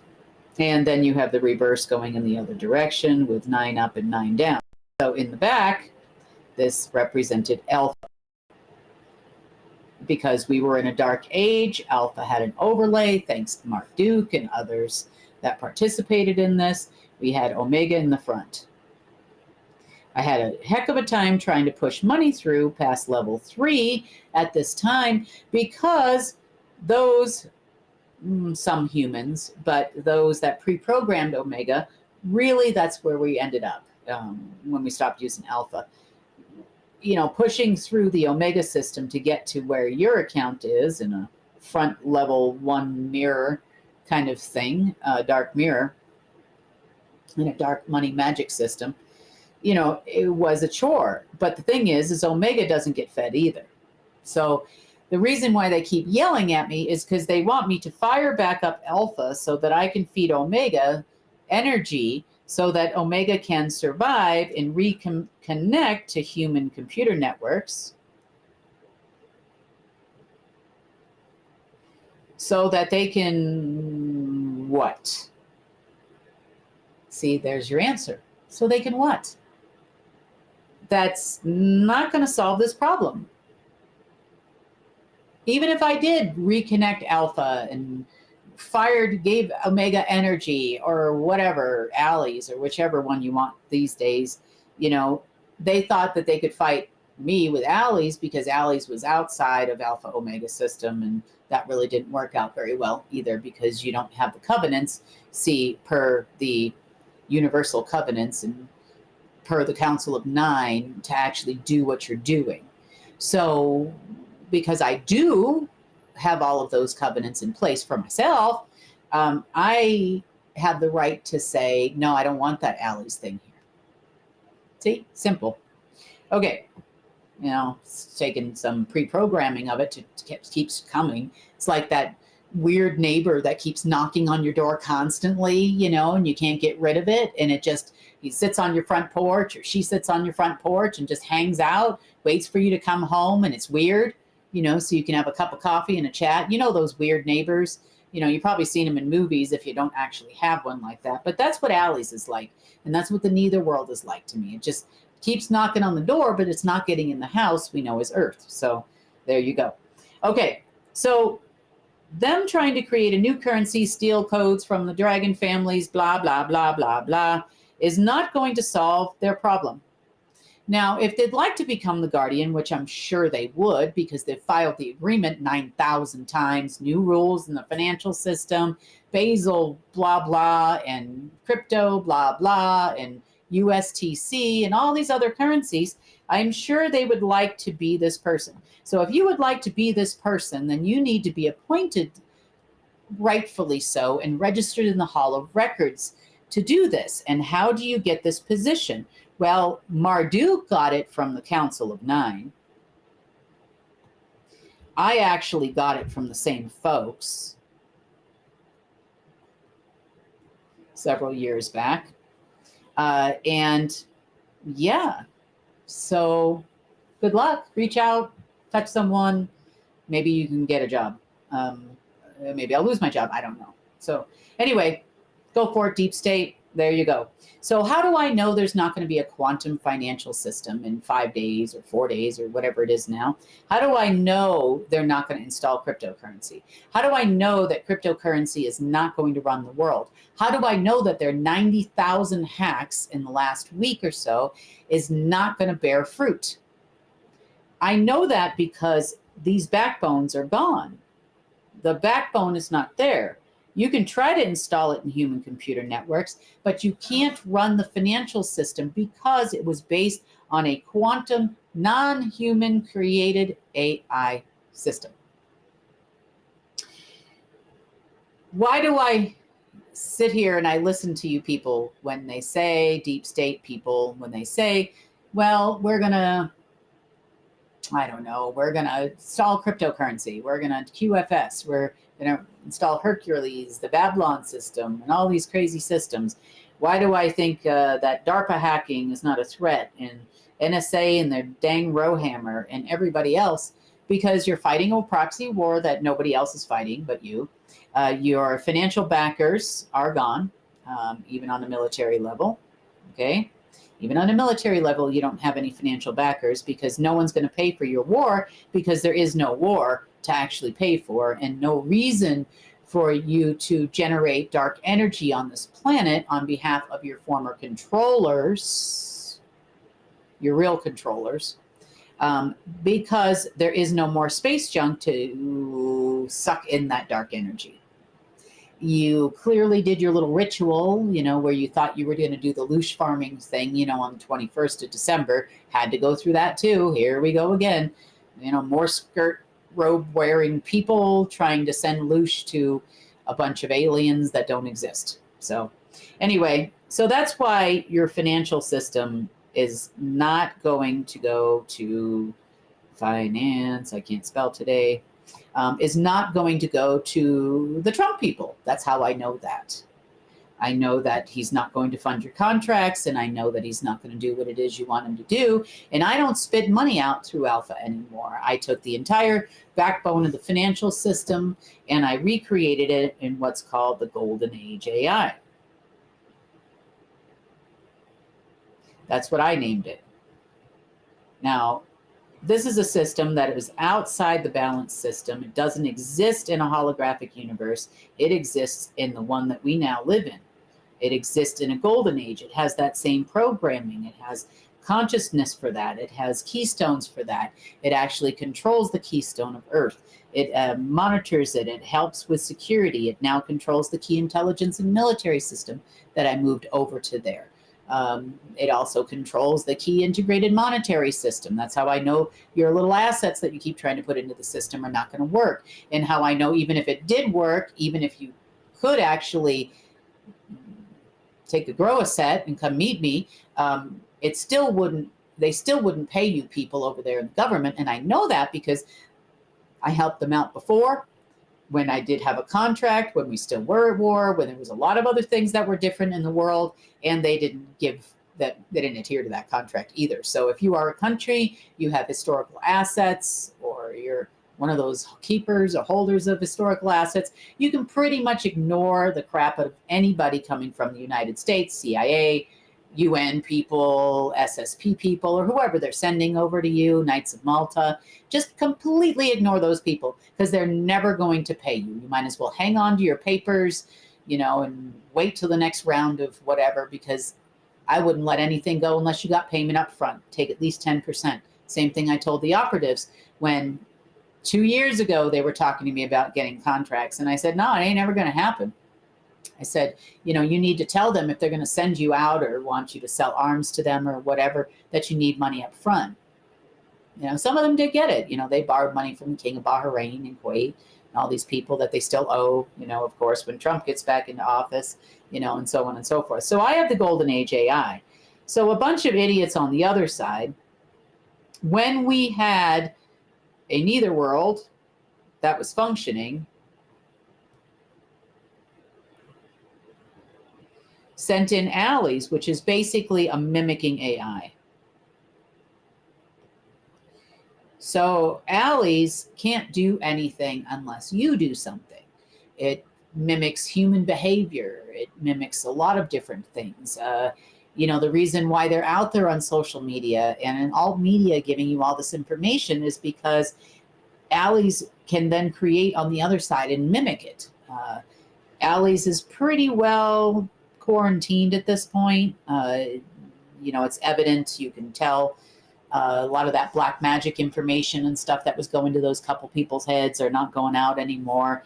But the Golden Age AI is pre-programmed to do a lot of different things. It has security installation in it. It has monetary information because we're still going to need a financial system. The conversion to current C is what I call it. You'll call it currency, but it's a term that humans are familiar with. So as it relates to the billions of people on this planet, not necessarily the crazy people over here, currency is a solution. Now, the reason why it's a solution, because over time, it will change the way people exchange goods and services. It will allow them to have a more abundant energy supply, which is what this is.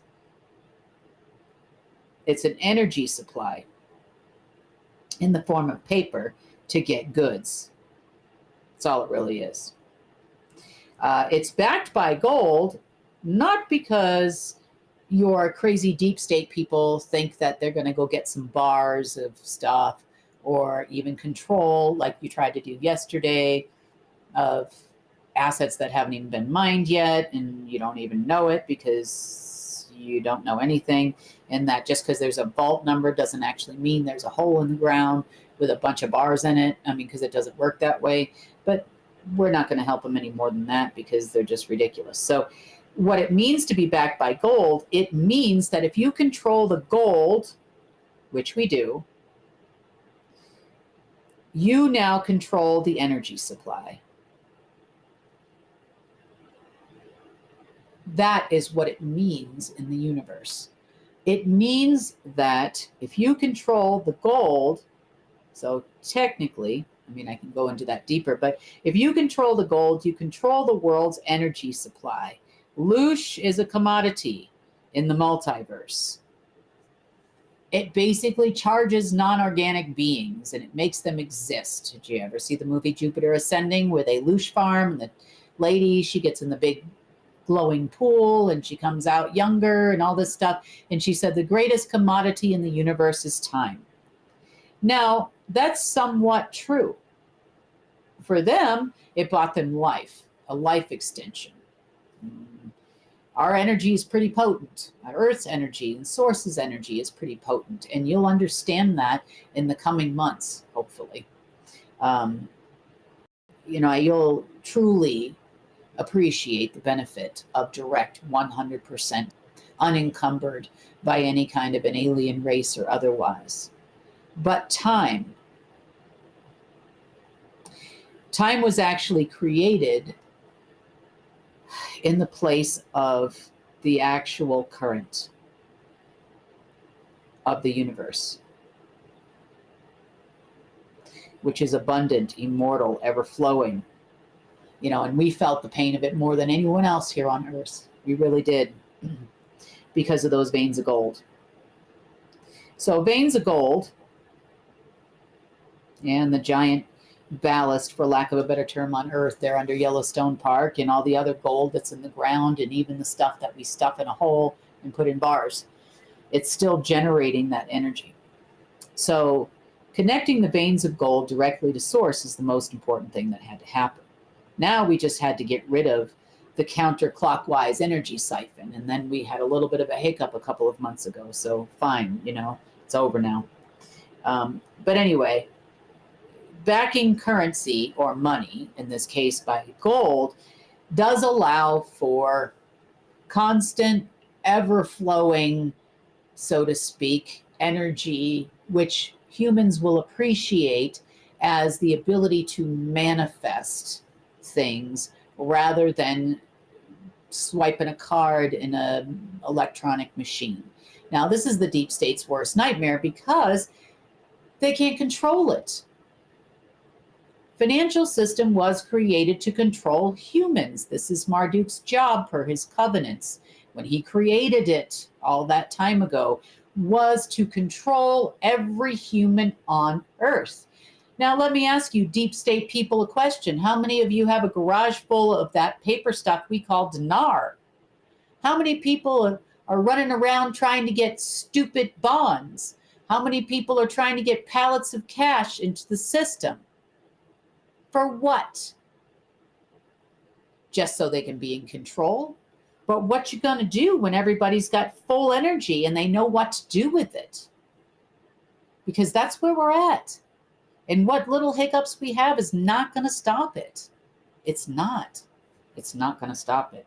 Eventually, we start out where we're going in 2025 with currency, something that looks a little bit different, backed by gold simply because it's an energy generator.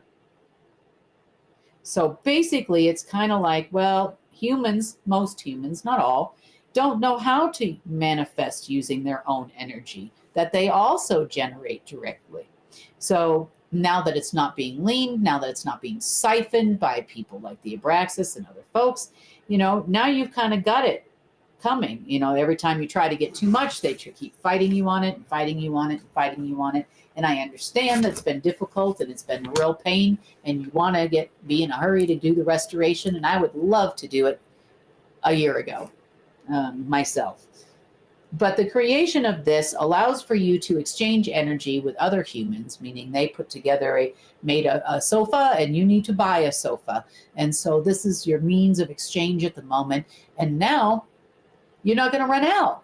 I mean, yeah, there's going to be a little bit of a supply and demand, because the way the financial system currently works is a way that 8 billion people understand it to be. And because of that, we still have supply and demand. We have other business we could disrupt that are not deep state businesses around the world that could cause major supply chain issues and hyperinflation and a number of other things if we do this wrong. So we have to slow this car down. We have to turn it around. And the introduction of currency is just a change. That's it.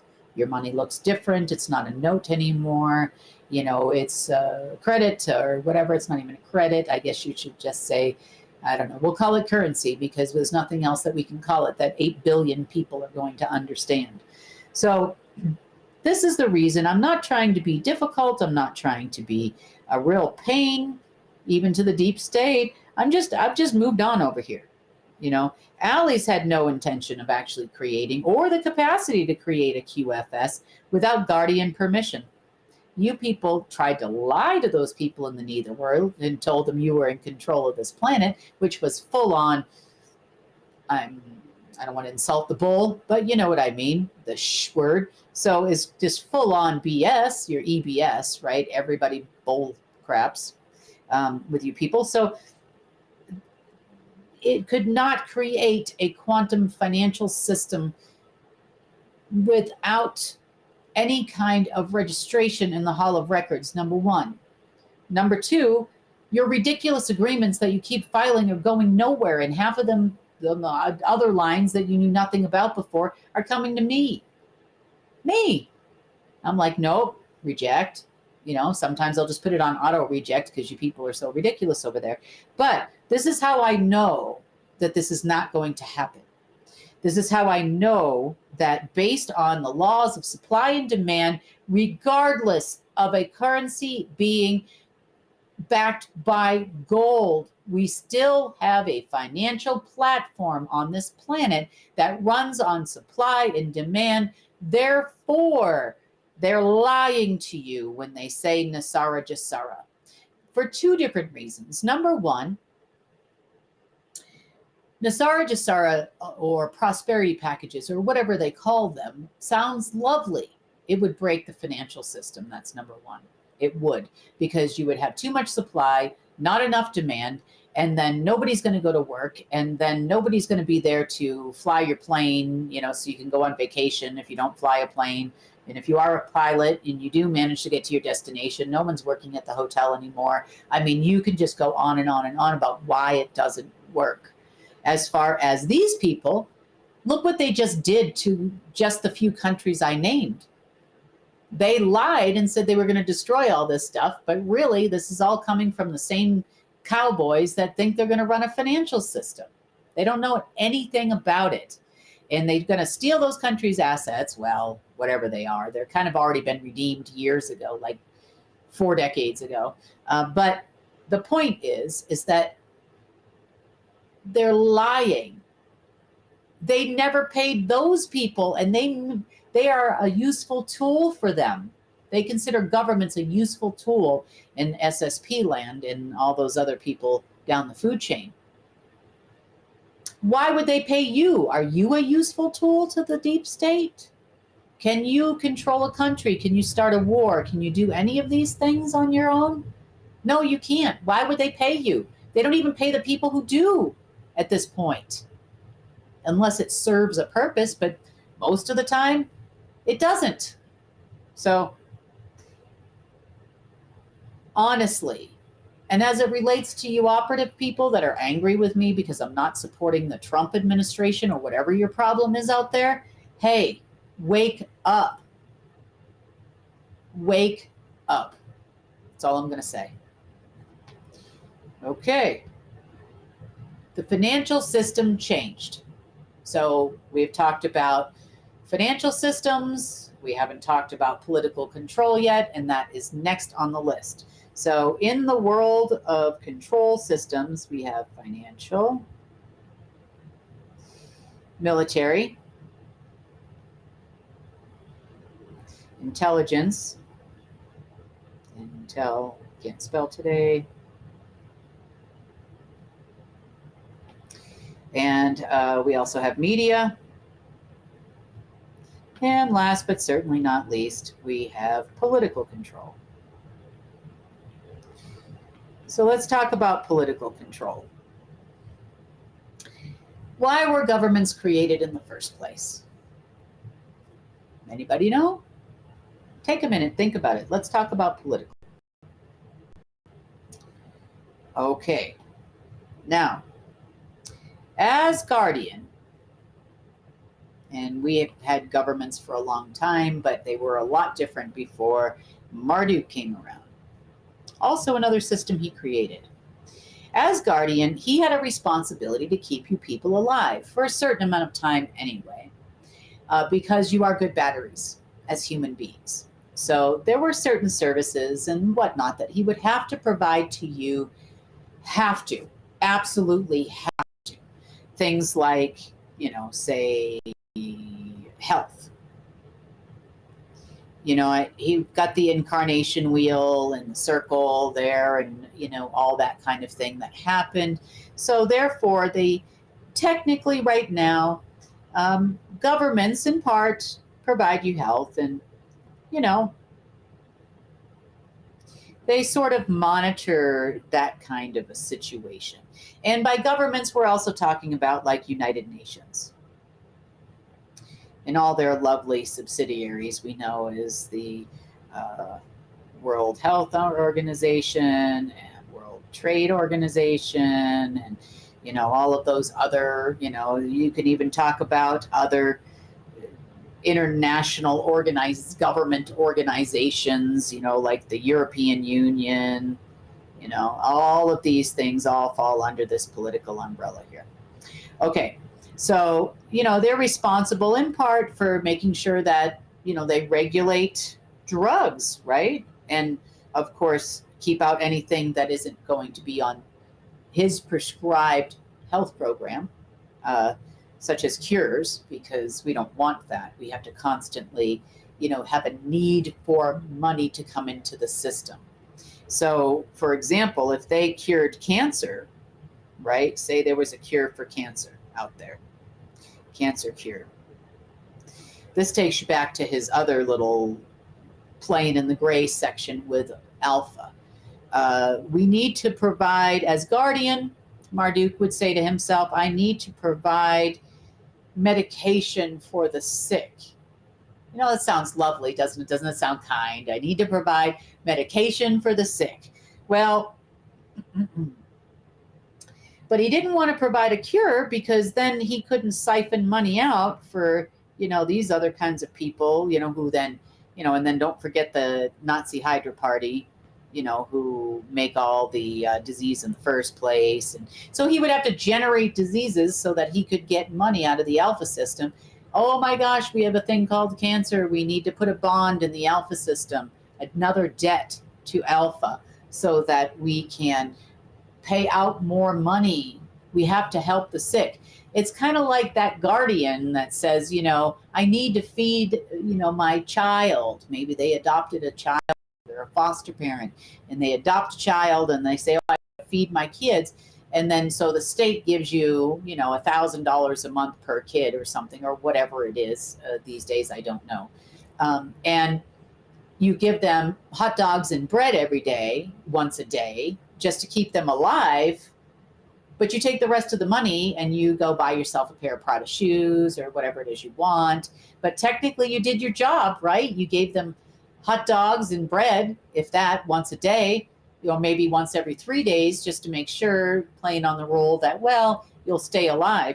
But that's why there's been no cure out there, because it used to be under the old guardianship that money would just come flooding out for every type of disease there was. So, disease, I can't spell today. Yeah, there we go. For every kind of disease there was. Create the problem over here and be the solution over here. Now, in the system, in the old Omega system, by 55 years old, you are on the dying program, meaning they are working their butts off to infect you with something, whether they do that through a computer system or they're doing it through other things they jab into your body, spray into the sky, frequencies they send out. They were working really hard to get you on that dying program, because you need to feed the system some more before you go. If you don't have cancer, maybe you'll get some other kind of an issue that requires multiple surgeries and all of this, which then will create more bonds, which then circle through the insurance companies, and then the insurance companies or governments. In this case, it's the Ways and Means here in the States. Ways and Means Committee. No one talks about them except for me. I'm the only one that talks about it on the whole internet anyway. So Ways and Means Committee, so that they can continuously get money until you die.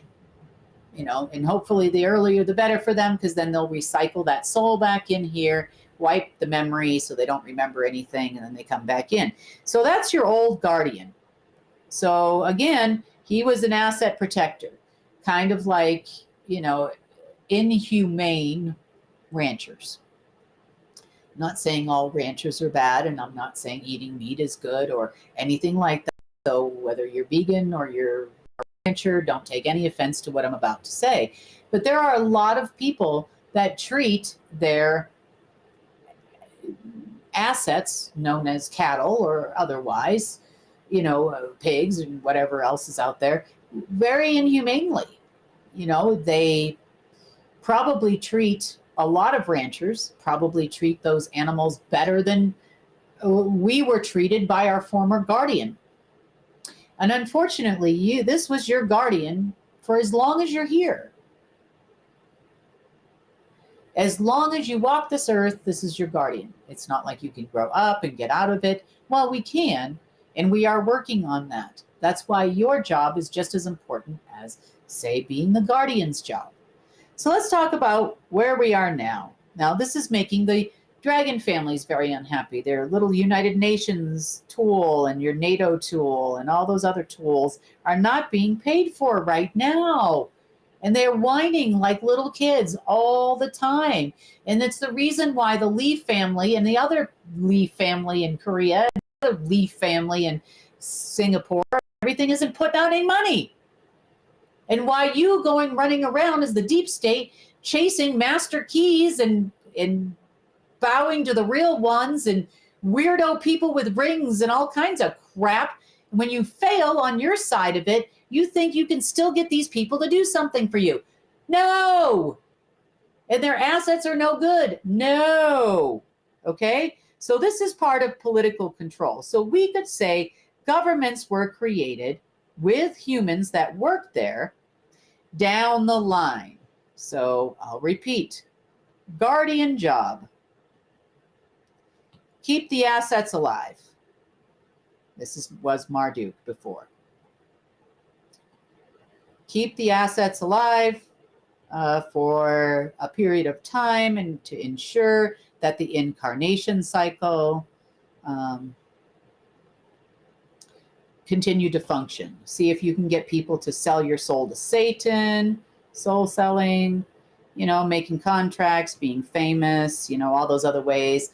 you people in the weirdo skirts dancing around the bonfire, you're probably on that program. Soul selling, so that your soul ends up in the abyss, which was controlled by alleys.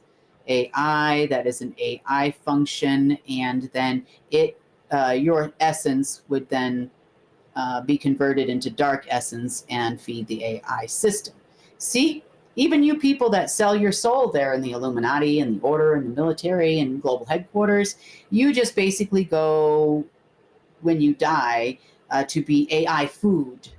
You don't get any privileges in hell. If anybody's called you, you do some seances or whatever it is you people do to talk to your people that have passed on. Maybe you should reach out and touch someone, because they were in a hole. They were in an abyss as AI food. That's where they went. Okay, so Marduk's job was to get people to sell their souls so that they could feed the dark AIs, which eventually this actually becomes the offshoot of Omega, which then in turn becomes DARPA toy. Okay. All right, so this is still political control we're talking about here. So governments were created as a part of asset management. And those that work in governments, asset management. Management. There we go. Okay, and those that work in governments are known as our representatives, right? They go to Parliament or the Congress or whatever they call it in your country, and then they go ahead and they say, okay, well, as asset manager, so you're now going to be a proxy, just like militaries were proxy. Proxy people got to keep the pigs, the cattle, the humans alive. So because of that, we need to make sure they don't kill each other. So you can have a Pentagon, you can have police departments, you can have, Ways and Means Committee to fund your health, and then on the other side, under the military and intelligence sector, I'm going to fund deep underground military-based Nazi Hydra programs to infect them. But your job is to make sure that if they can't afford insurance, that, you'll give them some, and then if they can't afford to eat, that you give them enough money to basically eat beans and rice, called government assistance. You provide them in some cases, in some countries, with national health care insurance.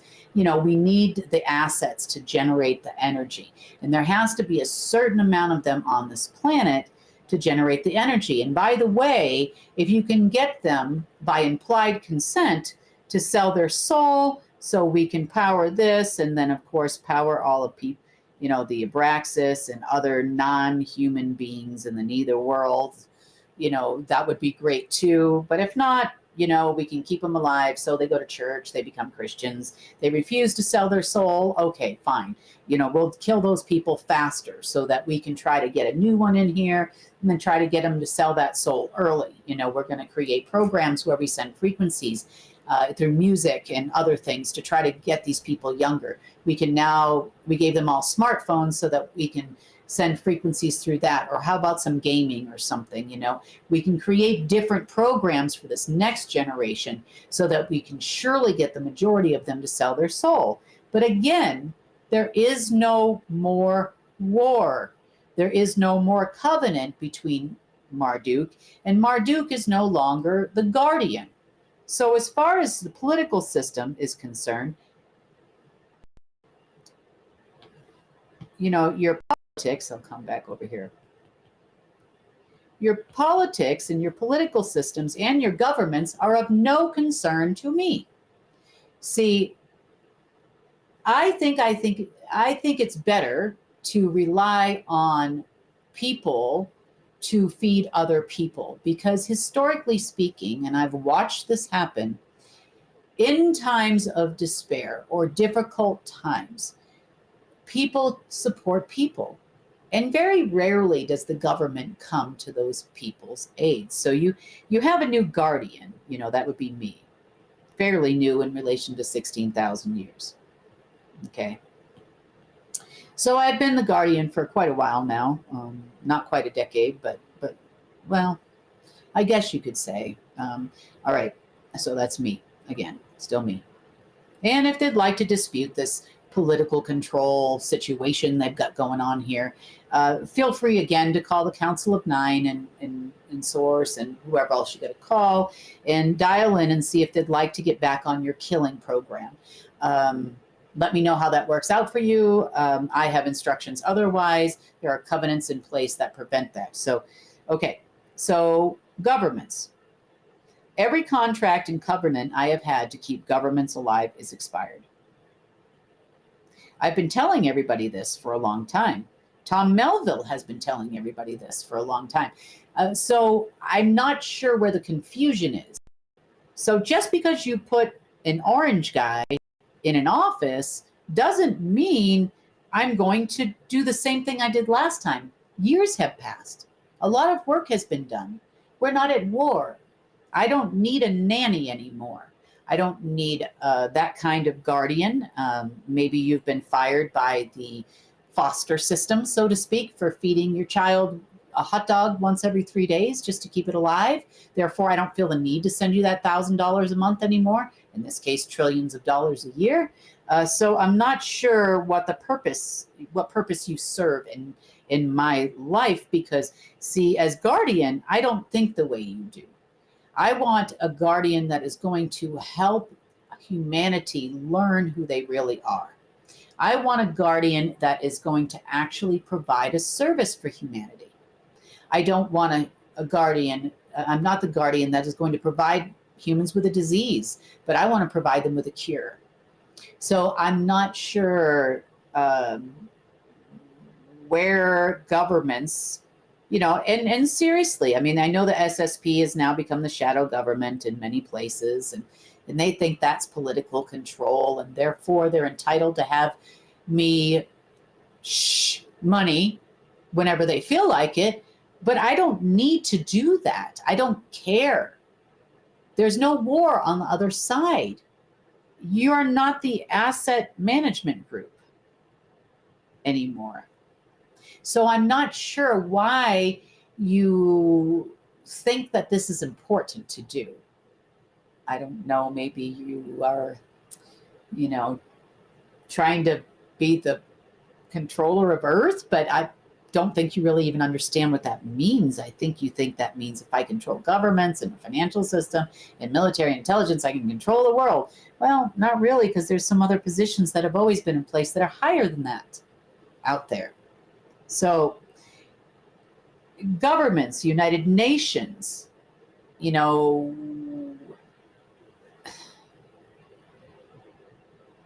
I had a conversation with Tom Melville earlier today, where he talked about a contract that he knew about. I also knew about this contract, where the United Nations convinced at a General Assembly meeting several countries that have been affected by war that the United Nations is going to come in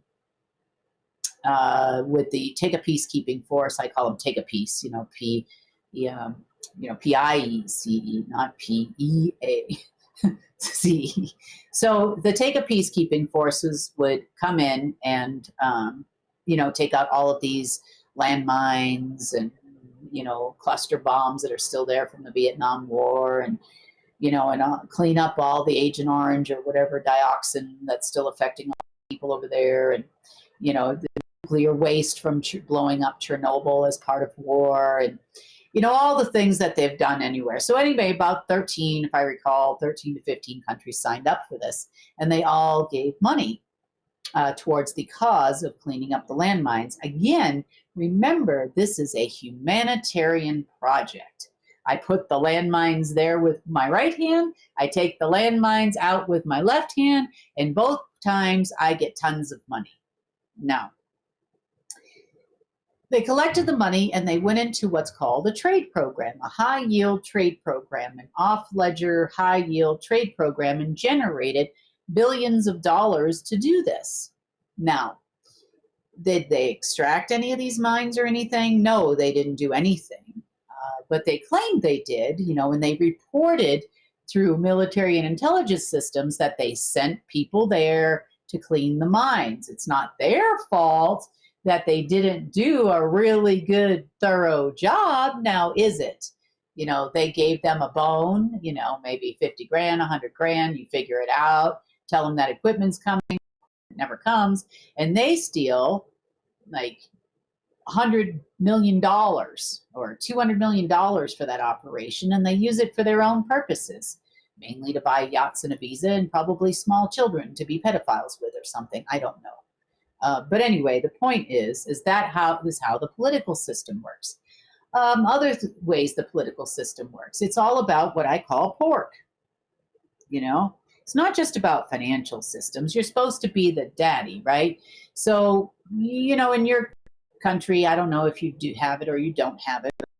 A lot of countries have free public education, free education. Now, that comes under government, right? Technically, most of the time, not all of the time, but this free education, which is just lovely. I'm sure, if it's as lovely as it is in America, it's just wonderful.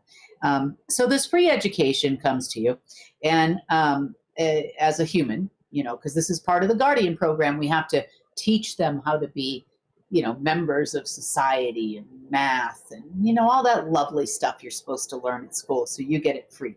So what they do is they give, obviously, if you are a teacher, if you're watching this, or a teacher, then they don't make any money. In America and probably most countries around the world, they make nothing in comparison to others. Now, the reason why that is because probably somewhere around 5 to 10% of that money actually goes to the education, just enough to meet the requirement as guardian. That's what Marduk would do. And then all the little piglets in the middle, we call politicians, would all siphon that money off for other purposes and other things and other types of education. Maybe they're teaching sexual education to 5-year-olds. I don't know. It's disgusting, but that's who they are.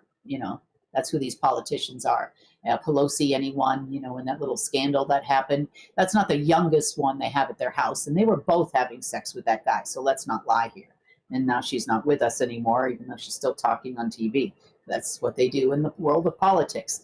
So all of these political operatives running around trying to control governments, put this guy back in office, and putting that guy in office means contracts and black ops money and all this kind of crap.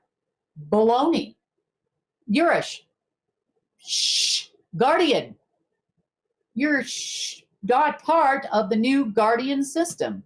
The new guardian system decided governments are crap.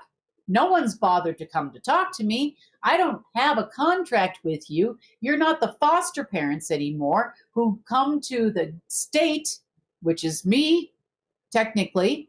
The head of state is the guardian. Always has been.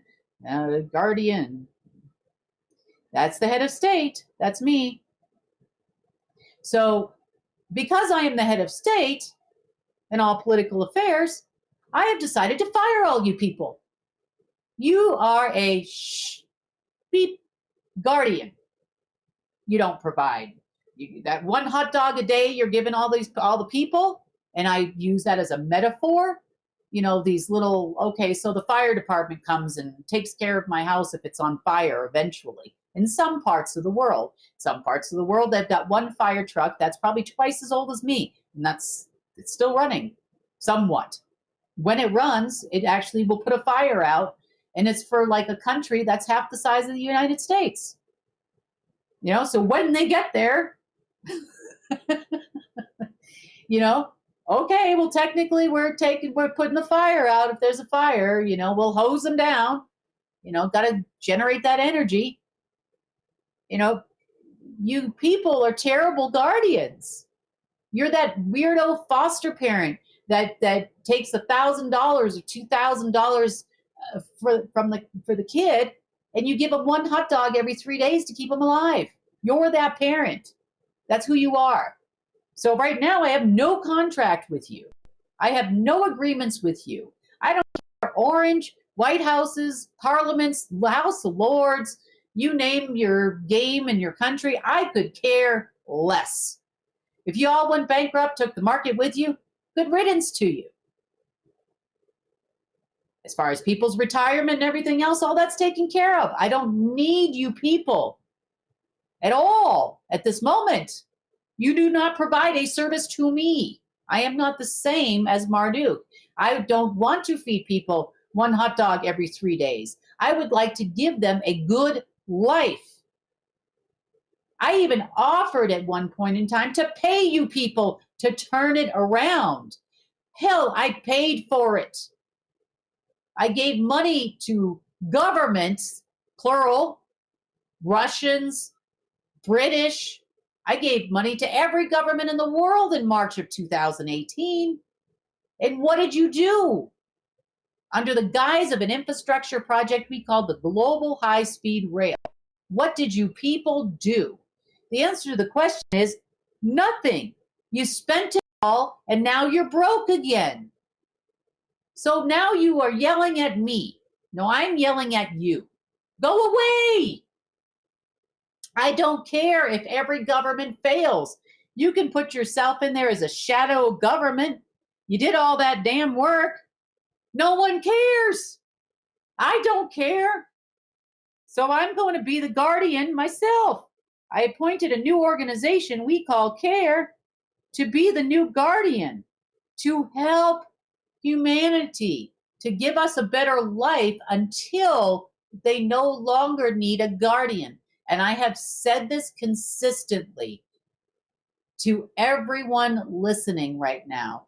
Put me out of a job, meaning I don't need to be your guardian. Put me out of a job and prove me right.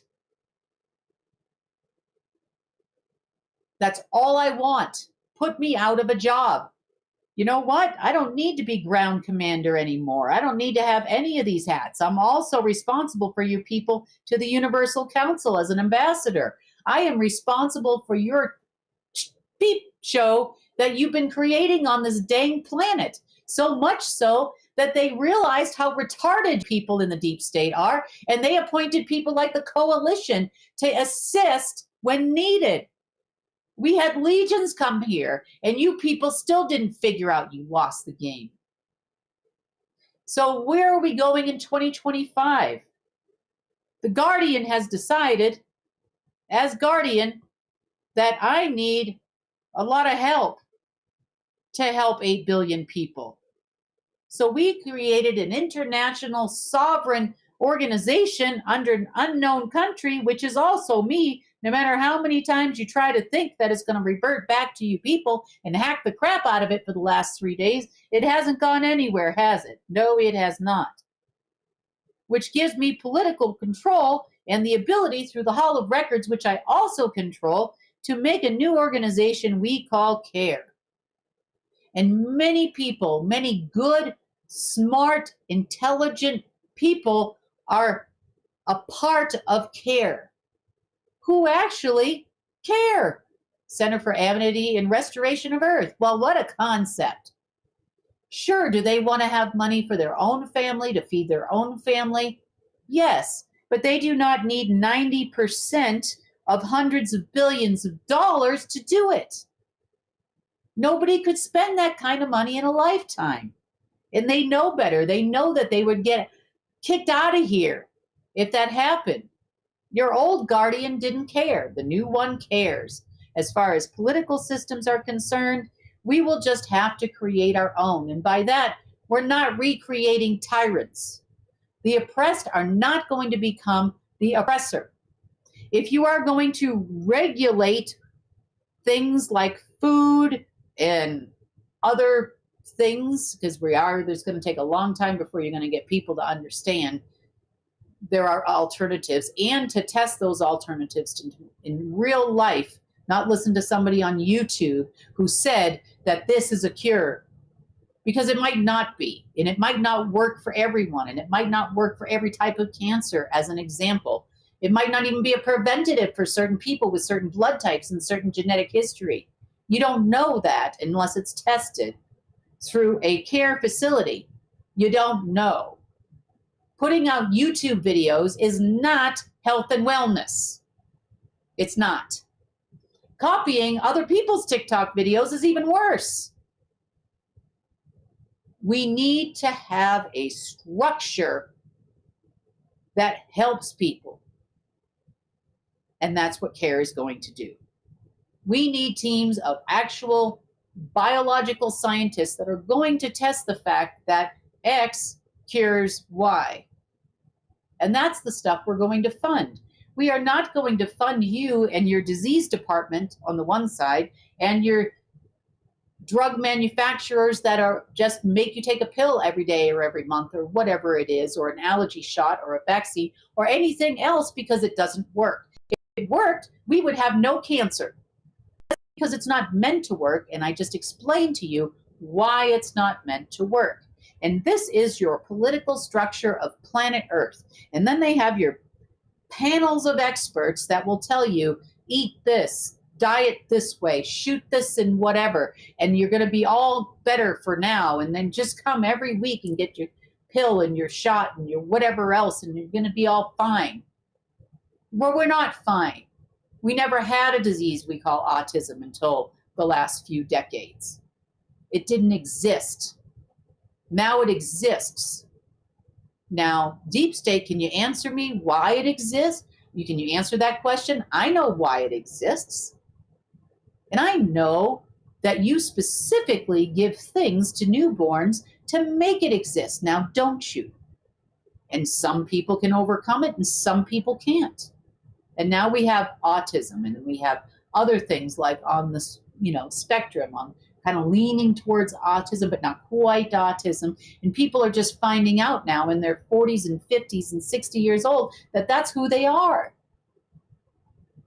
And then you give people other drugs and you give them quote unquote chemo brain, and it's hard for them to pull up from that. And it takes a lot of diet and changes and whatever to get back to normal. But are they ever really normal completely with what you do? That's why I could care less. And I'm pretty well done with the whiteboard.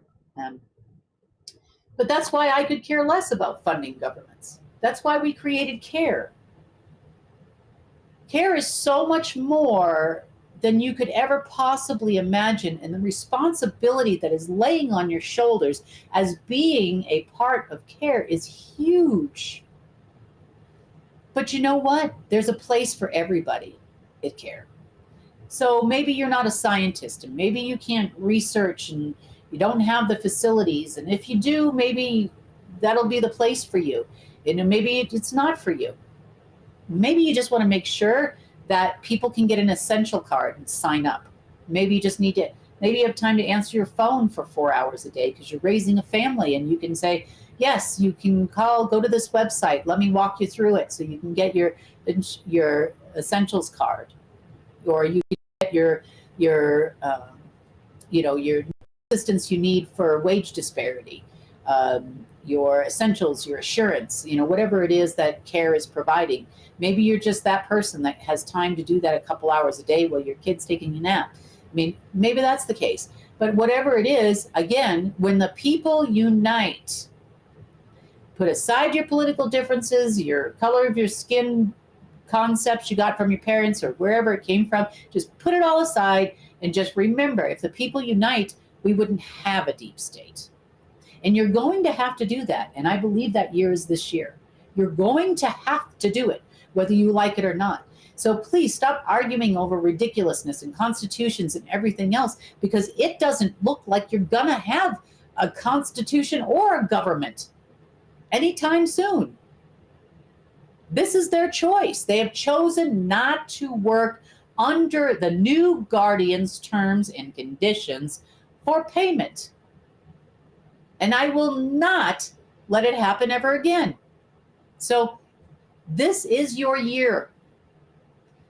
Meditate, stay grounded. They're going to come at you. It's going to be a rough January and probably a rough half of February. But if we can make it through the month of February, humanity is going to be smooth sailing. It really is. Then you're up. So think about it. It's going to be all hands on deck. It takes everybody to raise a child, as they say, a village to raise a child. Well, that village is planet Earth, and those people are you. You are the villagers. Without governments, we're going to have to figure out roads and infrastructure and all that kind of stuff, and we have a plan for that. I mean, we definitely have a plan for cleanup and all these things and security and that we need to do because we're going to need to do it ourselves. Stop looking at the bad foster parent nanny state to take care of you or to try to fix their head. Have you ever tried to fix the head of a person, a human being, that would feed a child a hot dog one every 3 days while they're out on the street buying crystal meth? Have you ever tried to do that? Have you ever tried to fix their head? And then, let alone that, they'll collect 10 kids so they can get $10,000 a month, feed each one of them one hot dog every 3 days, and some water to keep them alive. Well, they're out shopping or doing crystal meth or whatever it is they're doing. That's your government. That's your nanny state. Go ahead, fix their head because I'm done. That's your military and your intelligence that you think is going to save you. You're done if that's what you're thinking because that's what they were doing. That's who your people are. Correct me if I'm wrong. If you were guardian, would you make a different decision right now based on all the information, new and old, that you learned tonight? Would you make that decision? You know, if I'm wrong, I'm wrong. You can ask me because we're going to take a quick break and then we're going to come back and we're going to do some question and answers. So if you've got a question and if you think I'm wrong, feel free to tell me live on air.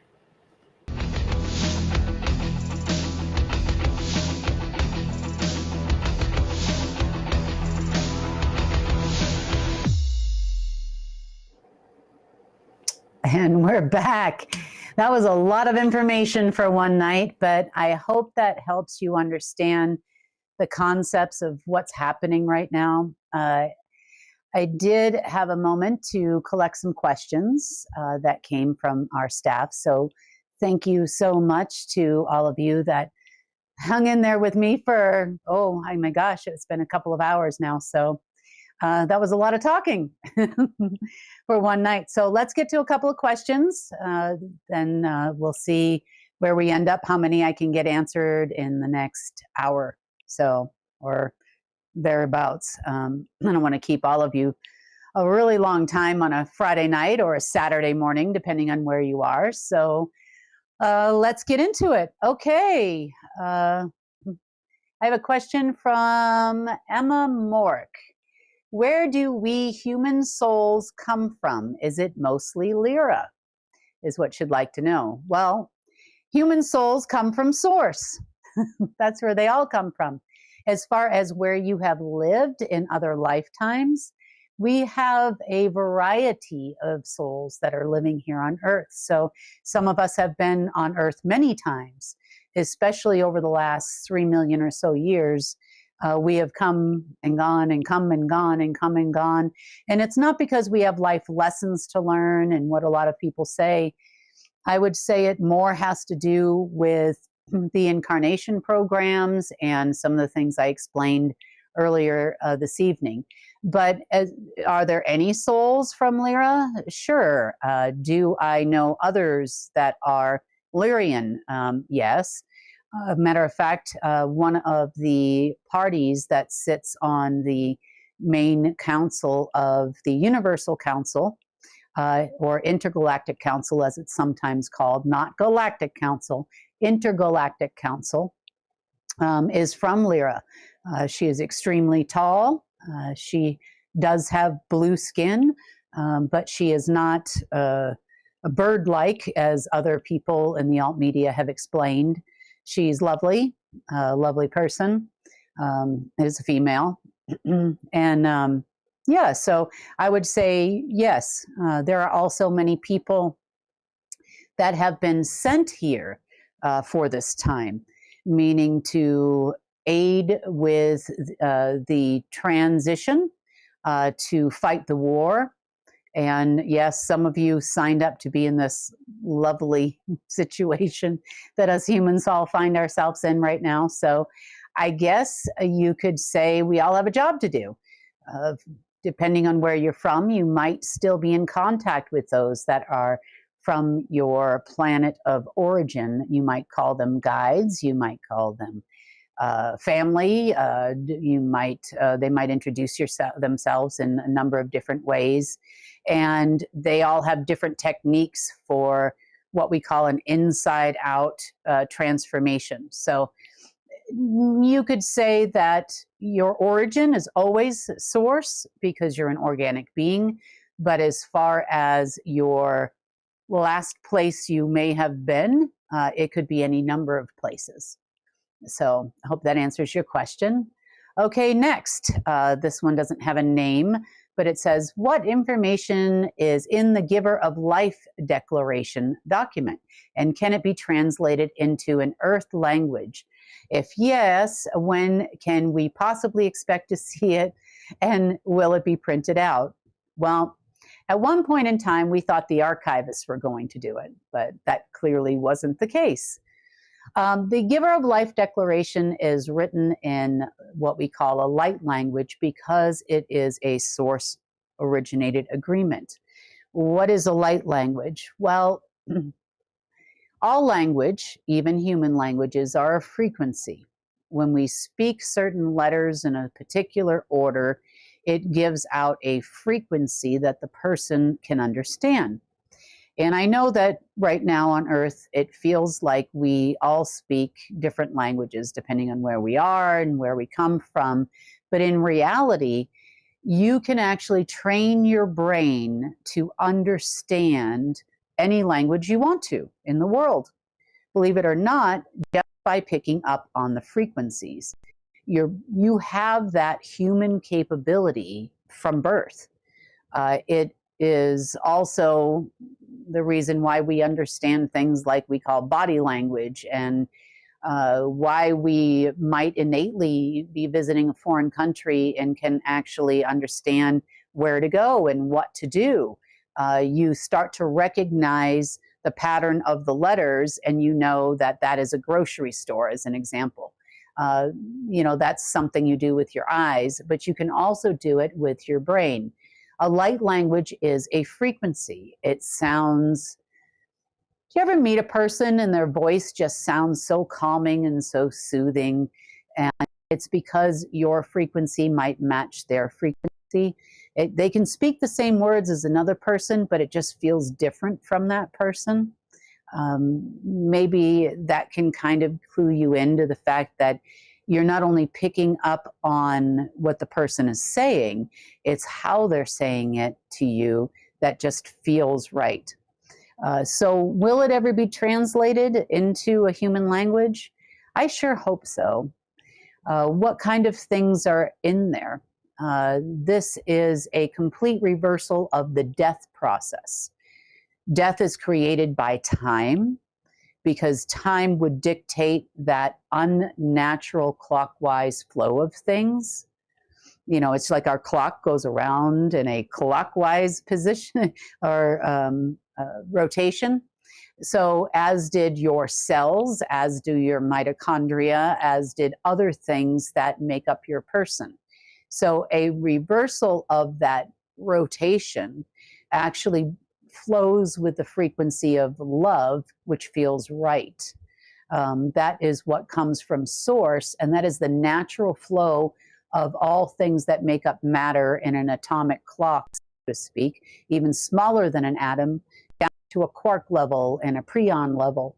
When they're all flowing in that opposite direction, that's when it's easier for your frequency to change. That's what creates a situation where you fully understand, your mind is communicating with your body and your soul, and everything is flowing in the right direction. And that was kind of what the Giver of Life Declaration was about. It's all about actual restoration. I know that a lot of people see restoration as lots of money comes out and then we build great things together. And that's part of it, sure. But the main part of restoration is the restoration of the original natural order down to a preon level of the universe, and therefore you, and also Earth, and also other planets and other other systems, star systems and galaxies as well. So it's a big project. It's a source project. that declaration was that full restoration, because balance could not be achieved, not only here on Earth or Gaia, but also in the multiverse. So that is what in a nutshell, in brief, because we have a short period of time, what is in the Giver of Life declaration. It's a very long declaration, because when you start thinking of the universe in terms of prions and atoms and quarks, and you start to think about the reversal of all those things and back to a natural order and a natural flow, a natural current, now you can kind of understand a little bit about what the full restoration and the declaration actually means to you and means here on Earth. So I hope that helps answer your question. Okay, Angela wants to know, she says, thank you, Kim. Thank you. Where did the Draco go when they left, and could they ever return here? Okay, so you have Draco and you have anti-Draco, for lack of a better term. And not all people that hailed originally before it was taken over, much like, I guess you could say, in part, not in totality, Earth was never completely taken over. I mean, it was governed by others, but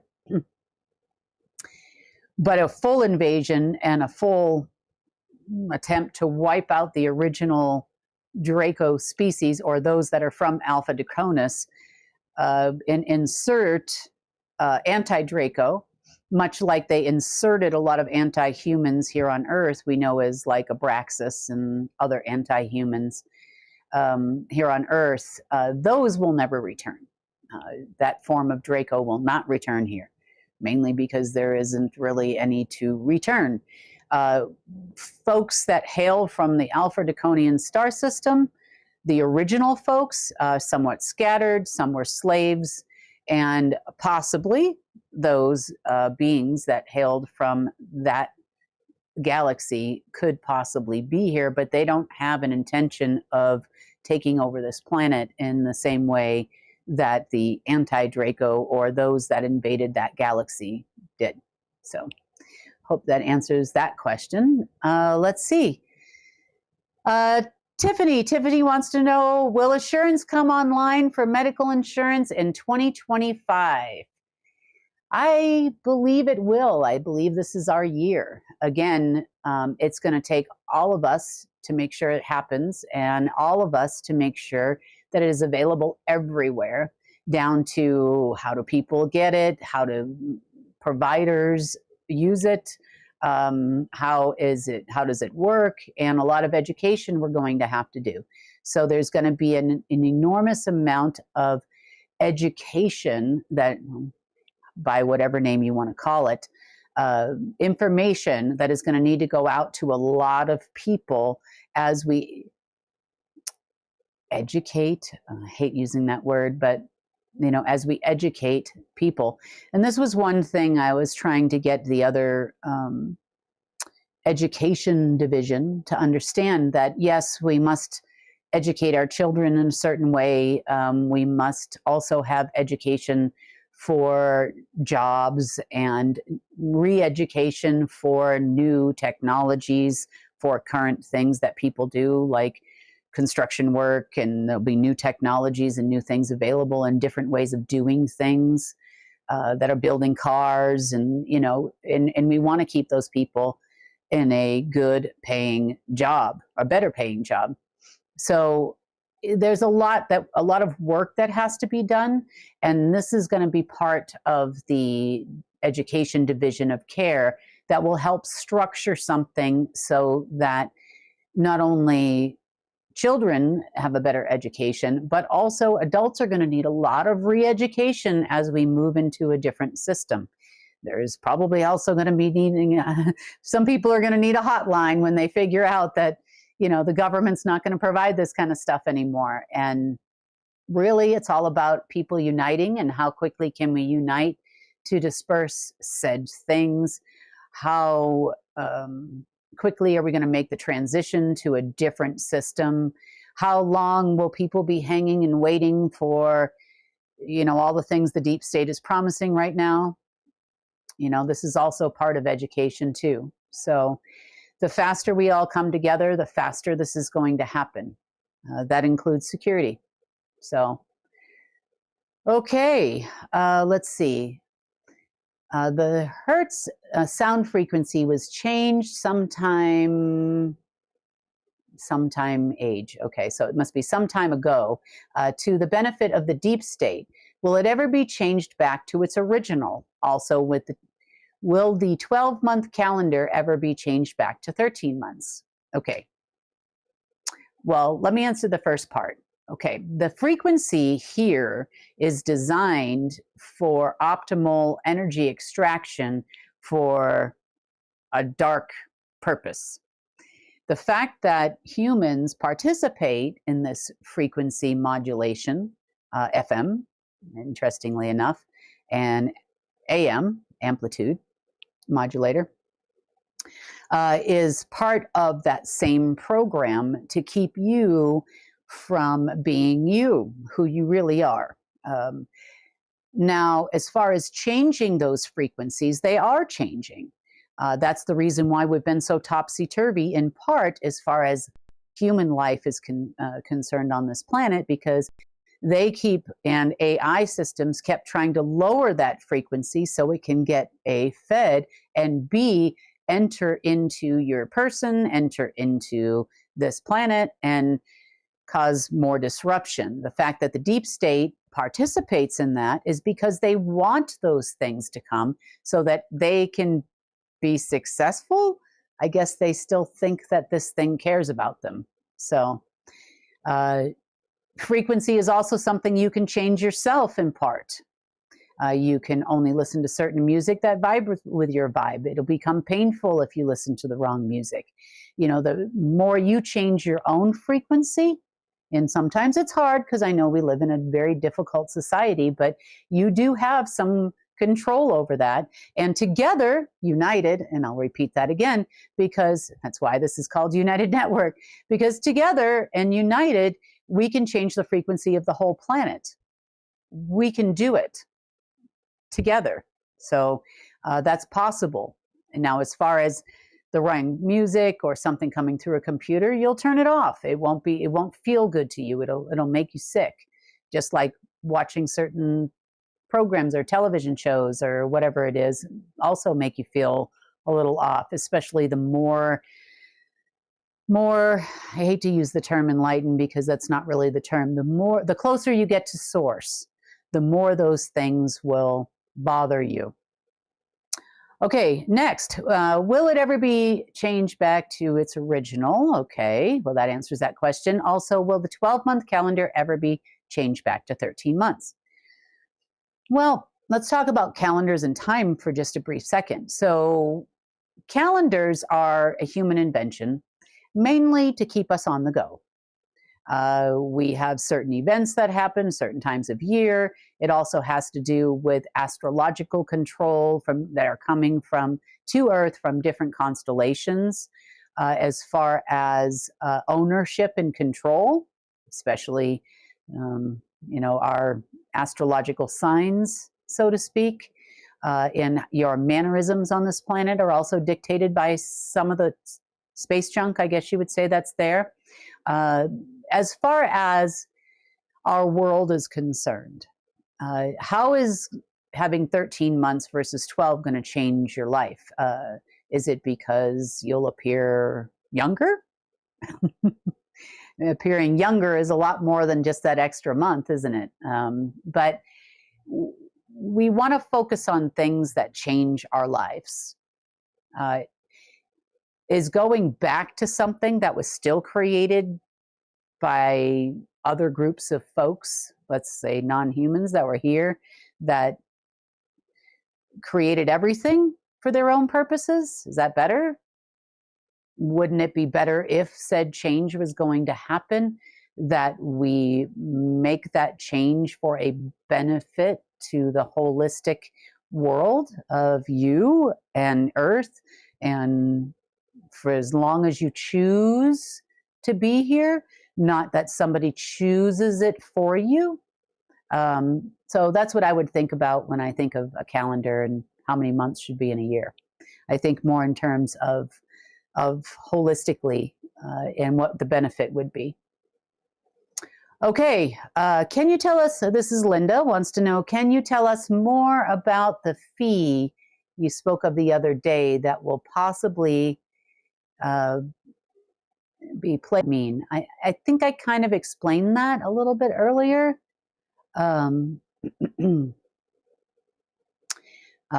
the program when I talked about the gold and how it's used for currency. I don't remember talking about a fee per se, but maybe I misspoke what that fee meant. What does it mean not to have a tariff on gold where energy of source comes to Earth and then goes out the window? I think I kind of explained that again a little bit earlier too. Okay. Is universal Kim? No. Hi, Kim. Is universal income possible in the very near future? Happy New Year to you and your team. Well, Happy New Year to you too. And I think I kind of explained that a little bit earlier, that we would have something called essentials, which is what the plan is. We want to keep people working, not dependent on us. Again, as guardian, I want humanity to put me out of a job. I don't want there to be another guardian either after me. I think you don't need a guardian eventually once we can come out of this trauma state that we're constantly living in. As far as help for wage disparity, for example, what Essentials is designed to do, say you live in New York City and you are a maid at a hotel. I'm just picking a job. You clearly have a hard time living in New York City on that type of a salary. Well, Essentials jumps in and they say, okay, in order to live, not exist, not struggle in New York City, you would have to have X amount per month. So it would take your current salary as a maid in a hotel and it would add to it, maybe double it, or in this particular case, maybe even triple. But it would give you that monthly extra income in order to compensate for your lack of income on your current job so that you can live, meaning having proper housing, food, support for children or a family, if that's what you want to do.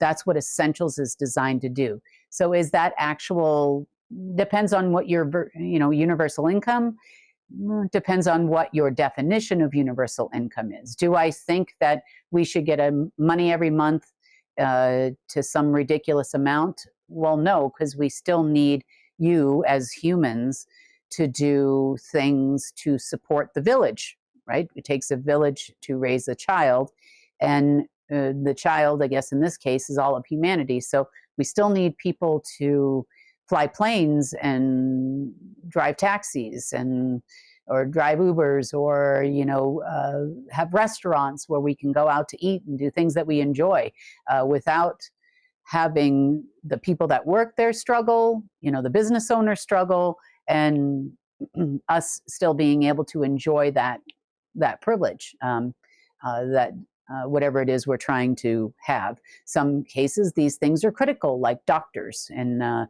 nurses, homeopathic or naturopaths or otherwise. We still need to have those things in our village so that we can take care of each other. Until we learn how to take care of each other, because we're taking care of each other, eventually that will work itself, where we don't have this commanded 40-hour work week, because we have a lot of people that are willing or wanting or feel called to do said job. Therefore, they do their part in the village. And some other jobs, so to speak, will go by the wayside too, because we don't need someone to do that job. It can be done in a different way. One thing is clear is we're not going to have taxi drivers that are actually automated with the current technology that we have. The places where they're testing those things are a hot mess. So there's some jobs that are going to be around for a while, and some that'll probably go away more quickly. So hope that answers your universal income question. Okay. Next, Clint wants to know, Dear Kim, thank you for all you do, known and unknown. UN World Heritage Sites, what is the actual intention of the UN to acquire said sites? Okay. Two main reasons I know of why they want to acquire these sites. Sometimes we see on UN heritage sites, these are historical sites. You know, they're probably a lot older than you think. And oftentimes we build, and we have built as humans, structures on particular locations where there is, for example, sometimes it's worship. So it's a religious thing. And the reason why that is done by humans and non-humans is because there is what I call either space junk underneath there that will harvest your energy as you're doing it. In other cases, they do it so that no one will touch their space junk they have located. They would like to own this under the UN. In other cases, there are things, not space junk, but maybe rare earth minerals or something underneath there, where the UN claims it as an asset. Mainly, it's usually to protect their alien friends' stuff. Usually, like when I'm looking for something emanating from a particular country, the first thing I check is all the World Heritage sites in that country. Because if I do, then hey, you know, usually I find what I'm looking for. Not all the time, but a lot of the time. So hope that answers that question. Excuse me. Okay, next. What do we have here? Oh, space junk. I did do a news report about space junk. But let's see, examples. We have something that looks like a giant crystal ball, probably the size of the average human house, sometimes bigger. And what it does, it's actually it has a metallic, non-human familiar metal that kind of spins around it. And what it does is by spinning around it, it actually becomes, in non-physics terms, a magnet for dark energy, as an example, and it collects it all as we throw it out. So if there's a war somewhere, or there's a something very negative happening in the world, like a World Trade Center event or something like that, these balls will spin around and, for lack of a better term, vacuum up that dark energy. And then they are connected by Wi-Fi to an AI system to power that AI system, or it's sent to the nether world into a tank where people gas up, like you saw in Jupiter Ascending. It's almost like a looshing farm. So that's kind of one example. We have others that collect data. They look like, if you've ever opened up your laptop and you see all these little metallic things connected to this one board, as an example. Well, these metallic things, when it comes to an AI, are enormous, like half the size of a football field. They collect data, or they act as a tablet, as an example, versus I call them altars, but that's just an anagram for something. But they are receivers, essentially, of information, and they are your data storage, kind of like your hard drive is. It's your data storage section. And then you would have tablets, which are like your assembly processing on your motherboard. It would go from this one, maybe in the 5th density, to this one in the 3rd density, to that one underneath the UN heritage site in Egypt on that one. And then it then creates a process, not only here on Earth, but in the multiverse, that allows for an AI to function, for example, with parasites in your brain or something like that. So that was kind of like a rough, really quick example of space junk. There is some information from some whistleblowers that I've seen that's fairly accurate. I think it was Stephen Greer that put this out I haven't seen the latest thing he did, but it was a few months back. I think it was back last summer, where he had some people speaking about their experiences underneath Fort Bragg, where they had this large floating, what appeared to them to be magnetic, levitating, giant black box looking thing. And he describes it fairly accurately, and that's what I would call an altar, for lack of a better term. So, okay, Sachin wants to know, who is the enforcer, and can you tell us more about the identity and history and nature of the enforcer? Okay, the enforcer's been around a very long time. Remember, once you leave Earth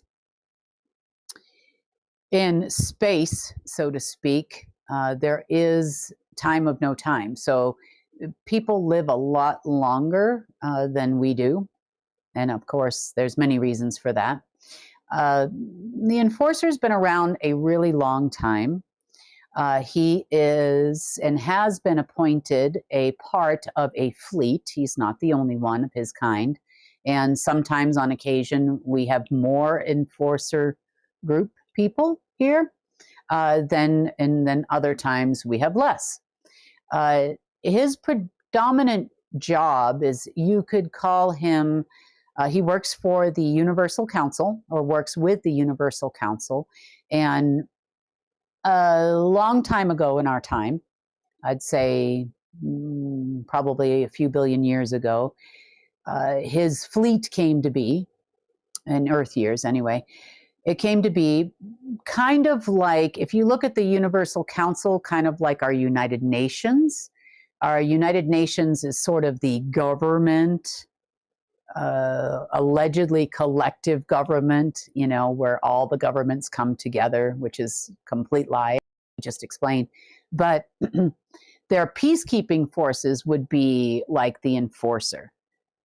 So he's been fighting the dark forces, making sure there's no infractions, kind of being the boots on the ground. He'll be called in when there is an infraction to take care of the problem. And he is ensuring that there isn't an infiltration. He's participated back at the time when we had 3 keystones. He participated heavily at that time as well, as far as making this decisions on what needed to happen in order to protect the all.